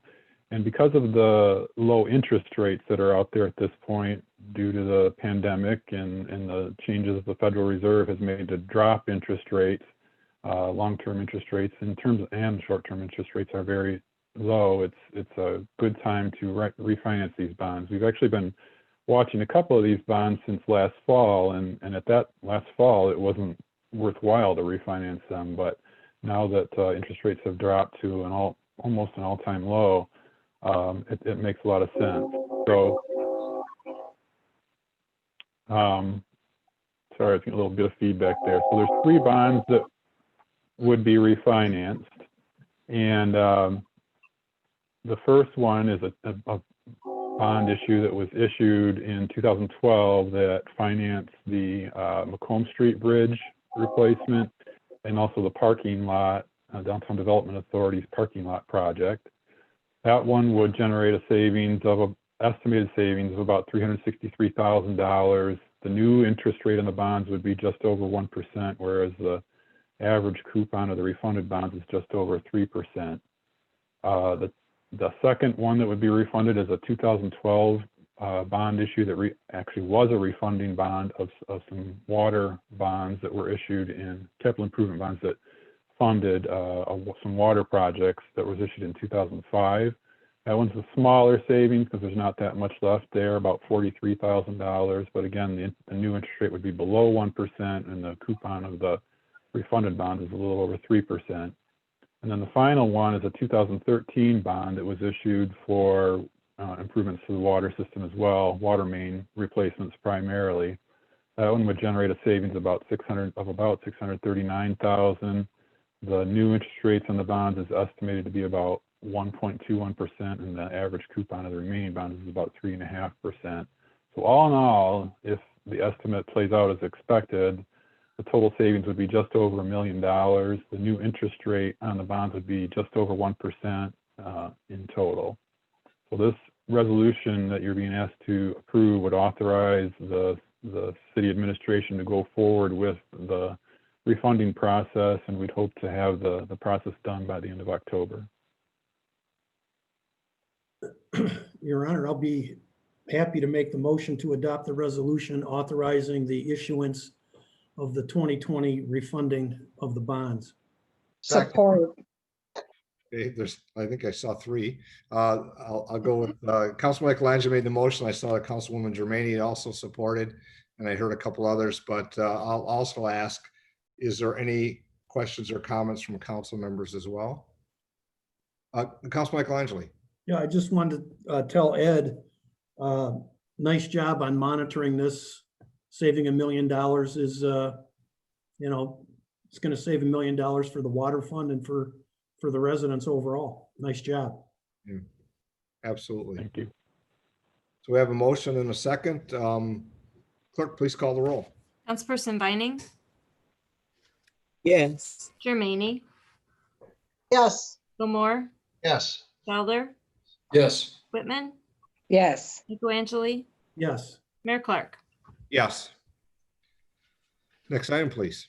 The next item is item 2868, resolution marijuana ordinance process. Thank you. And it's items we've had some discussion in a previous council meeting and a work session, I should say. And I believe that Mr. Green and Attorney Buds will be reviewing this item on resolution. And if maybe we could start there, Mr. Self, if you have anything to lead in, if not, we'll move forward. No, I think that's a great place to start. Okay. Either Mr. Green or Mr. Buds. Mr. Green. Mr. Mayor, again, what we are looking at is, and I think discussed at the last council work session, was how do we approach going into this marijuana ordinance process? I think we laid that out through the potential regulation ordinance, zoning ordinance, and then identifying somewhere within those probably a way of a selection process, which you as council would make. And I believe we were also going to be working with an ad hoc committee, which council will appoint. So that's the point where we're at tonight, looking for the action and just basically a concurrence and acceptance and adoption of the resolution.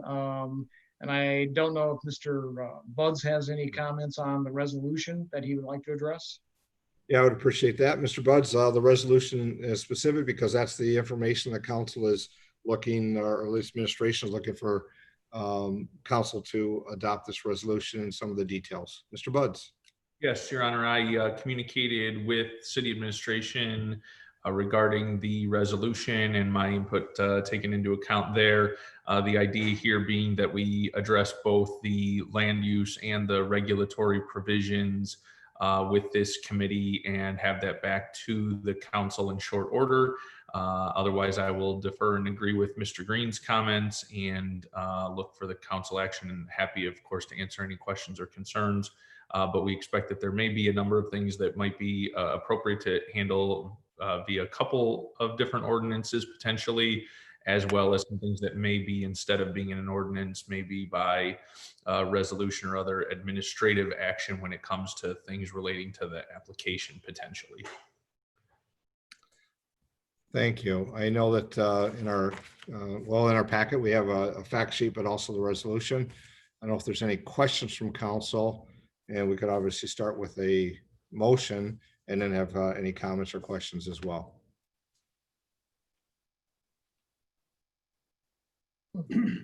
No questions, Your Honor. I'll make a motion that we adopt the resolution regarding the marijuana ordinance process.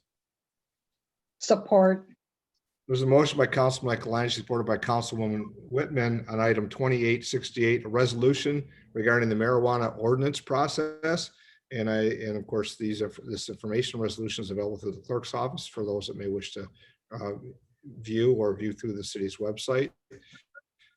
Any other comments or questions from council? Seeing none, clerk, please call the roll. Councilperson Vining, Yes. Jermaine, Yes. Lamore, Yes. Felder, Yes. Whitman, Yes. Michaelangeli, Yes. Mayor Clark. Yes. Clerk, next item. The next item doesn't have a number, but it was the item we added, the reopening of Dorsch Library facility. I don't know, Mr. Sell, if you have anything further on that. I think we discussed why it was being added. If there's not, No, I don't have anything further. I think it was just added in hopes that the city council would approve the reopening with the details to be worked out with the Monroe County Library System. yeah. So with that, I guess it's up for council action and a motion. Your Honor, Yeah, I'll make- Councilman Go ahead. Vining. Your Councilman Honor, Vining. Yes. I'd like to make a motion that the council approve the request for the reopening of the Dorsch Library and the details to be worked out with the administration. Second. Motion by Councilman Support. Vining, supported by Councilman Lamore to number to be added, the reopening of the Dorsch Library and the administration to work with them to make that happen. Clerk, please call the roll. Councilperson Vining, Yes. Jermaine, Yes. Lamore, Yes. Felder, Yes. Whitman, Yes. Michaelangeli, Yes. Mayor Clark. Yes. Next item, please. The next item is the consent agenda, and for item B, approval of payments to vendors, the amount should read $2,893,720.26, 2,893,720.26. Thank you. Are there any items on the consent agenda council wishes to pull for their discussions? 2824, Your Honor. 2857 and 2859. Other items from council members? Any items on the consent agenda, those present on our virtual meeting this evening wish to have pulled for further discussion? Currently, the 2824, the one regarding wastewater department, the appointments on 2857, and the Monroe County Loop Trail project on 2859. Other items from those listening this evening wish to have pulled? Clerk, any? I see no hands. I see no hands. Okay, with that, motion would be in order. Your Honor, Councilman Felder. I move that all items not pulled from the consent agenda for further discussion be accepted, placed on file, and any recommendations carried out and resolutions adopted. There's a motion by Councilman Felder, supported by Councilman Michaelangeli. Those all items remaining on the consent agenda not pulled for further discussion be accepted, placed on file, the resolutions adopted and recommendations carried out. Clerk, please call the roll. Councilperson Vining, Yes. Jermaine, Yes. Lamore, Yes. Felder, Yes. Whitman, Yes. Michaelangeli, Yes. Mayor Clark. Yes. The item- next, sorry. That's sorry. The next item is 2824 wastewater department combination Vector jet truck sewer cleaner replacement. Thank you. Councilwoman Viney. Thank you, Your Honor. I just wanted to say that, yes, I am in agreement with purchasing this truck, but I want to say why. You know, we've had the flooding on Bayview for at least a few or several continuous years. We had the bad flooding on Bayview, and I wanted to thank Patrick and the water Barry over at the water department and all the staff, because we haven't had any flooding since the council put the money in to make the changes. I can't get technical about what all we did. All we know is there's no more flooding on our block. And these trucks have been in our neighborhood for some time now, and they've pulled out large, extremely large amounts of river sludge or muck, I call it. So it just made me to see how very important this equipment is to the city. And these particular trucks were a big part of remediating the flooding issue in our neighborhood. So yes, I'm definitely gonna say yes on getting a new one. We need to make sure we keep these trucks. So thank you. Well, thank you, Councilman, for the comments. I think it's good that residents hear that as well, because it has been beneficial. And as items like this come up, the staff works through it, finds a solution that benefits not just the neighborhood, but the community as a whole. So, Councilman, are you looking for, maybe wanted to make a motion?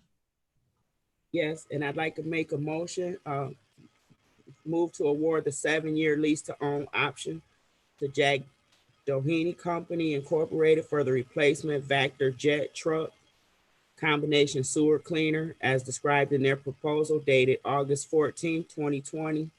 Waive the bid process and to authorize the director of the water and wastewater to sign all necessary agreement documents on behalf of the city and for the finance director to amend the budget for the lease payment. Support. There's a motion by Councilman Viney, supported by Councilman Lamore on item 2824 from the wastewater department regarding the replacement and purchase equipment as stated. Clerk, please call the roll. Councilperson Vining, Yes. Jermaine, Yes. Lamore, Yes. Felder, Yes. Whitman, Yes. Michaelangeli, Yes. Mayor Clark. Yes. Next item, please. The next item is item 2857, appointments to boards and commissions. Councilman Michaelangeli? Yes, Your Honor, I would like to add to the resolution which appoints the following members to the DDA: Scott Kegris, William Slicker, and then adding the name Mary Hasting to fill the unexpired term. And I'll make that as a motion to approve the resolution. I did hear a second. So there's a motion by Councilman Michaelangeli, supported by Councilman Lamore on item 2857, the recommended appointments to the boards and commissions, which in this case, they're all appointments to the Downtown Development Authority. No other comments? Clerk, please call the roll. Councilperson Vining, Yes. Jermaine, Yes. Lamore, Yes. Felder, Yes. Whitman, Yes. Michaelangeli, Yes. Mayor Clark. Yes. Next item, please. The next item is item 2859, Monroe Area Loop Trail Project Resolution of Support. Thank you. Councilman Michaelangeli. Yes, Your Honor. We have the resolution, and I think we wanted to take the amount out because that is still in flux. So, and if with the concurrence of council, I would like to also add something to the resolution, and that is in regards to the adding to the city's portion of the loop, the former Southern Michigan Railroad, which right away, which extends from Woodcraft Square to the downtown. So the motion would be to adopt the resolution in support of the Monroe County TAP grant application for construction of the Monroe area loop trail and adding to the plan the former Southern Michigan Railroad right-of-way, which extends from Woodcraft Square to the downtown. Second. There's a motion by Councilman Eichelangeli, supported by Councilman Lamore, on the item 2859, the Monroe Area Loop Trail Project Resolution of Support, and with the amendments proposed. Clerk, please call the roll. Councilperson Vining, Yes. Jermaine, Yes. Lamore, Yes. Felder, Yes. Whitman, Yes. Eichelangeli, Yes. Mayor Clark. Yes. I have no other items, Your Honor.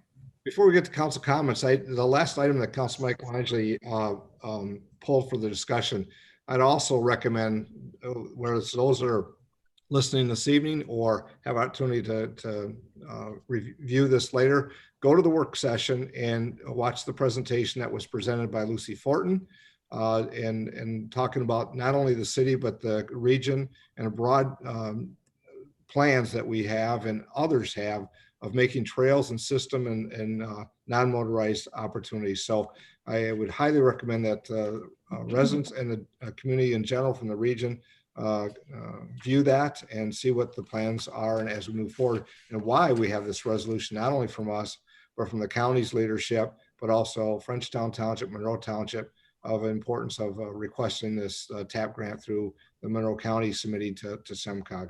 And there'll be more to come on this as we have further conversation. I want to thank Lucy Fortin for the fine presentation earlier this evening. So with that is council comments, and it is September, so Councilwoman Vining, first up. I have no comments this evening. Thank you. Thank you. Councilwoman Germaini. I just want to say I'm really excited about this loop trail. I remember hearing about this years ago, and it's finally coming to fruition. Paper to process, as I'm going to call it. So I'm very, very excited about that, and happy for the city and township of Monroe that this will happen. Thank you, Your Honor. Thank you. Councilman Lamore. Just wanted to say that I'm very happy to see that we have included high school football back on the schedule again this year. So it's nice to see that back in the schedule. And things are starting to open up a little bit more. So I think everybody, if they can just be patient a little bit longer, things are going to get brighter and better and more hopeful. And that's all my comments. Thank you. Thank you. Councilman Felder. Thank you, Your Honor. Certainly a happy Labor Day for everyone. I hope they were able to enjoy that. We certainly missed the parade, but safety precautions. We're trying to keep everyone safe out there. I did reach out. I spoke with the mayor about this. I reached out to Monroe Township and Frenchtown Township, the County of Monroe, the River Raisin Watershed Council. As I am the liaison of the Commission on the Environment for Council, I want to let you guys know we're going to try and assist Monroetown and Frenchtown in applying for a county environmental fund grant to spray for flowering rush, the invasive species that's upstream out of our jurisdiction. We did not spray there previously. We're going to try and get that done, because as those seedlings or spores or whatever drop off those plants, they're going to come downstream, and everything that we've already sprayed and that we've spent those resources on is going to be populated. It's going to be propagated downstream again. So to combat the issue, we're really going to have to attack it at the source, and that's only going to happen through partnership. So with the township, with the county, with the support of the city and council, and then our partner commissions on this effort. I hope that we are able to achieve that. I think it's a good thing. It'll be a multi-jurisdictional effort. So I'll try and keep you appraised of the status of that, but I just wanted to let you know that we're pushing in that direction. So thank you all. Thank you, Councilman. Councilwoman Whitman. Yes, sir. I do have one comment. I would like for the city and city council to take a look at the fact that the bathrooms at St. Mary's Park are not open. And there are no facilities that are open to the public anywhere downtown unless you go into a restaurant and you're going to be eating there. So it's very, some of the recovery programs are using the park to have meetings because they don't have any buildings to have meetings in. So they're having them outside where they're safer. And it's just, it's creating problems, down the road that the bathrooms are closed. So maybe we could discuss it and see what we could do about that. And that's all I have. Thank you. Thanks, Councilwoman. I know that Mr. Sell and will share that with the administration and city manager and Mr. Cochran and Recreation, and maybe revisit that as we come, though we're coming to a close of the season. Is there still items that might be more feasible or practical than they were before? So your messages will go on to the administration, and in our next meeting, we can ask to have that an update on that in our work session. I think would be appropriate as a start. Thank you very much. Thank you. Councilman Michelangeli. Thanks, Your Honor. I guess I'm going to tee up a question, and it's going to be primarily for Michelle under her comments. But I have received, several contacts from residents that are looking for information on when about the AV ballots and the upcoming election because of all the talk about getting out to vote and vote early. So I'll leave that up to Michelle. I'm sure she'll cover it. That's all I have, Your Honor. Thanks. Thanks, Councilman. Just a couple items as I want to just give a brief update. I'll start with the Custer Monument. As you know, we've had conversations as a council on this. We formed a kind of an ad hoc committee or committee with in partnership with the county museum, as well as the historic commission through the county. And as we mentioned, and I mentioned at the last meeting, this is going to be a long-term process and project, but it doesn't mean that it's stalling. It's a step moving forward. It's a very complex discussion. While it may seem simple in some respects, it's going to take the full perspective we've all talked about. So I know Mr. Pastou is maybe joining us yet here this evening. I know the clerk treasurer is going to look for that, but I thought I'd start with some comments he and I have talked about, as well as with Mr. Cochran. And one of the recommendations is, how do we facilitate this? And how do we find both the time within the staff that we have or ourselves to be able to do that? And so it's not just the local voice, it's a regional and it's a national voice. And how do we make that outreach? And just tonight should have shown us, when we talk about the zoning ordinance and the sign ordinance, the time and consumption of that, and finding the staff to do that. So the discussion got to finding a facilitator. And of course, when you start moving down that path, the first question that we get asked is, how does this manage from a financial and a perspective? So there is foundation funding, both local and probably national, that we are looking into that may help facilitate that, because we want to make sure we get this correct, not just for the city and for the residents' perspective, but also when you talk about the county's message and what they're going to be doing in relation to the museum, and we stay in contact with them. So we need to have outreach to some qualified experts. And it's not about position of the pro and con, it's really about getting information and presentations to council through, I'll say, kind of a webinar type at a council meeting work session. So we have that, but also make that available to the public's opportunity to view in and listen. Just as we'll be listening. So that's the next step. It's a process, as I said, and I know that we'll be continuing to have comments here before the next council meeting to see how we move forward in working through that kind of independent facilitator that's not about their position. It's about managing and doing the contacts of the right people that we from around with the expertise to weigh in, as well as the local voice as well. So I just want to give that brief update there. Clerk Treasurer, has Mr. Pastou, I know he had a commitment and he thought he might come to the end of this, but I do have another, before I get to that announcement, so he'll have another minute here.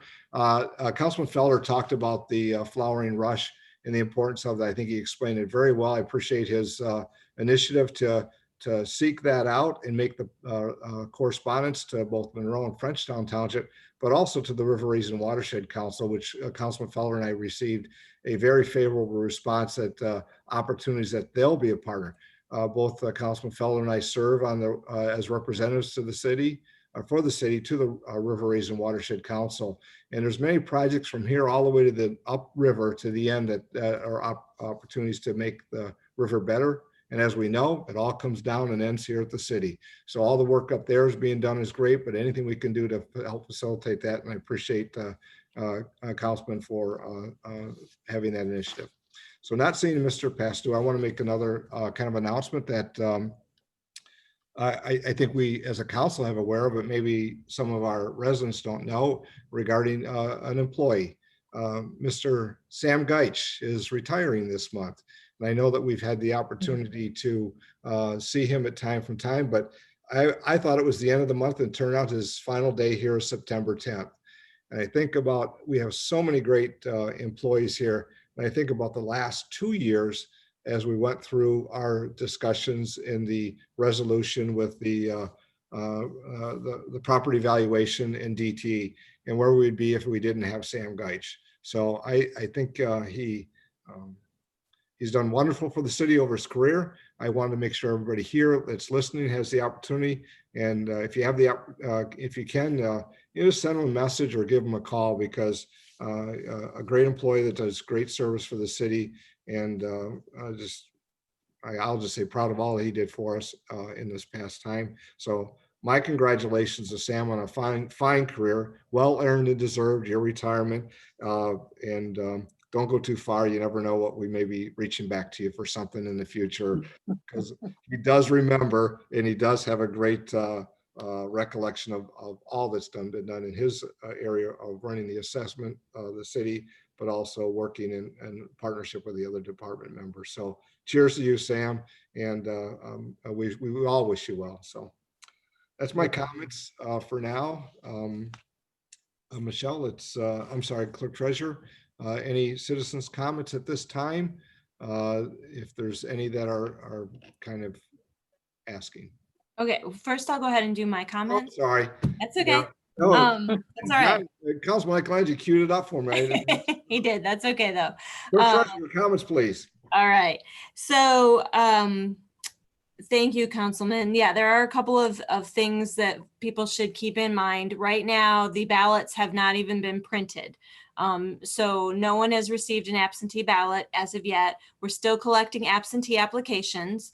If you don't remember if you signed up to get in November, because we had the dual application in August, if you don't remember, just call our office and we're happy to look it up and make sure that you know if you should be expecting one in November. We are also in the process of matching signatures on applications. And if we cannot match a signature, we will be contacting you and most likely asking you to come in and either sign a new card that we keep on file in the office because we have to be able to match signatures before we issue an absentee ballot. All that is to say that you can apply for an absentee ballot online or through our office, and you can do that up through the day before the election. The election AV ballots will go out the week of September 22nd. And I would imagine that if you don't receive it by the following Monday around September 28th, 29th, go ahead and call our office and let us know. But again, they won't be going out until the week of September 21st. The City of Monroe Post Office has been really great about keeping the ballots that we take to them local. So they won't be traveling to Pontiac or to the big centers. And I have been on conference calls with the postmaster from Detroit, along with some others in his postal service that are working on it. And they've assured me, I said, should I tell residents, wait a week? And they said, no, don't tell them to wait a week. It shouldn't take that long to get the election mail to them. So they are really committed to doing the best they can and making sure that it works the way it's supposed to. and they will be continuing to have meetings with clerks throughout the state to address any concerns that we have. So residents should feel free to watch for their mail, and if they have any trouble with their absentee applications or ballots getting to them, make sure they tell me what that is, and if it's something that I need to take to the post office, I certainly will. The other thing is I just want to assure residents that when we get the absentee ballots, we've always had them secured. We've more than doubled. In 2016, we went from about 1,100 absentee applications to permanent absentee applications to about 2,000. We're up to about 4,000 now. 4,000 or 5,000, and we have a lot more ballots to send out absentee in terms of absentees. So I've installed another lock on another door within our office in a larger room, and we are now storing all of the applications and the ballots in there. And so when they're returned, they're kept sealed. Everything, the ballots are kept sealed, and they're going to be kept under lock and key. So those ballots will not be opened until Election Day. That being said, however, we have started to receive calls from residents who do not wish to receive an absentee ballot, even though they've already turned in an application. That is certainly their choice. And it is because we haven't done the mass mailing, it is not too late. However, if you wish to cancel your request for an absentee ballot, you must send that to us in writing. That is another way that we're double checking and making sure that somebody who wants a ballot, somebody else doesn't call in and say, no, John Smith doesn't want his ballot after all. We need to make sure that we get something in writing and that we're hearing from the actual voter and not someone in their place. So if you want to go vote in the precinct and you want your absentee ballot just in case, that's fine. You don't need to do anything. But if you want to cancel your absentee request, then you need to contact our office in writing. Council, do you have any other questions that you might be hearing from folks? If not, I'll send them to me as you get them. I've been addressing some through Facebook with the assistance of our communications director, Jody Egan, and I'll be glad to address them at upcoming council meetings as well. And I'll remind everybody on the 21st, which is our next council meeting, where we're at with the absentee process. Excellent. A lot going on. Excellent. Thank you. You're welcome. Thank you. Well, I know I mentioned citizen comments, but I'm looking to the clerk treasurer as well as Mr. Buds. We have a closed session. Is that come before or after the citizens comments? I know we may be in closed session for a period of time. We usually, it's been a while since we've done this, but I believe we usually do citizen comments before we go into the quarterly closed session. That's what I recall, because otherwise they're waiting for a long time. So thank you, clerk treasurer. And I think I don't want to miss the manager's comments as I skipped down the agenda way too far. Mr. Sell. I was actually okay with you skipping me. I don't have anything else. Thanks. I'll just check and make sure that Mr. Pastu's not in the meeting as well. I don't see him. Okay. All right. So we'll move forward. Who has their hand raised? Yeah, I see we have one hand raised from Nancy Belair, I believe it is. But clerk, if you could manage the call-ins, I see there is one for public comment. Correct. I will promote her or I will enable her to talk. One moment.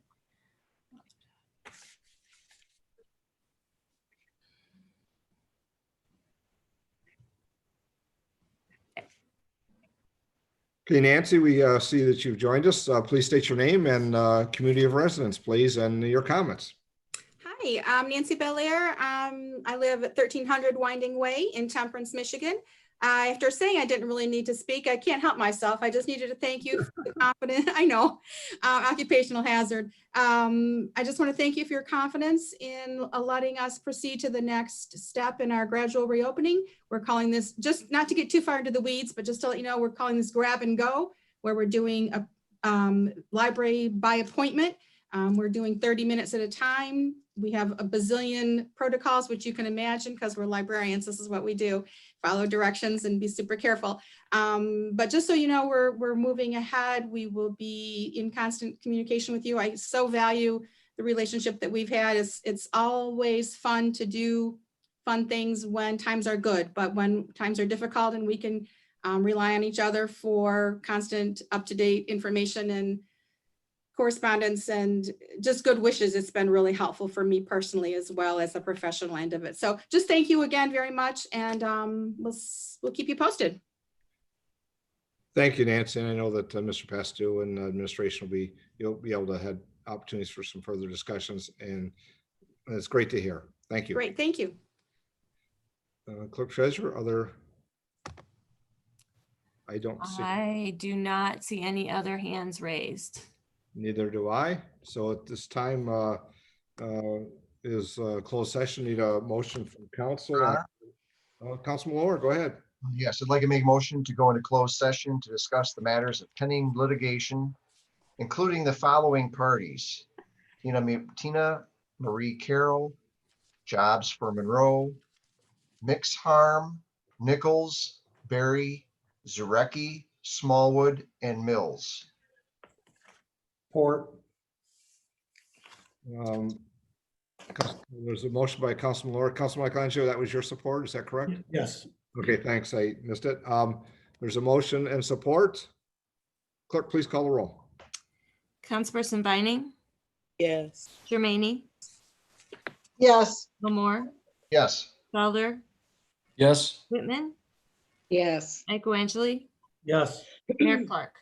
Yes, a reminder that Mr. Sell did send us another update on the Zoom access for our closed session, and then we'll come back into our open session following that. Okay, we'll see you all there. I hope I'm there. We'll look for you.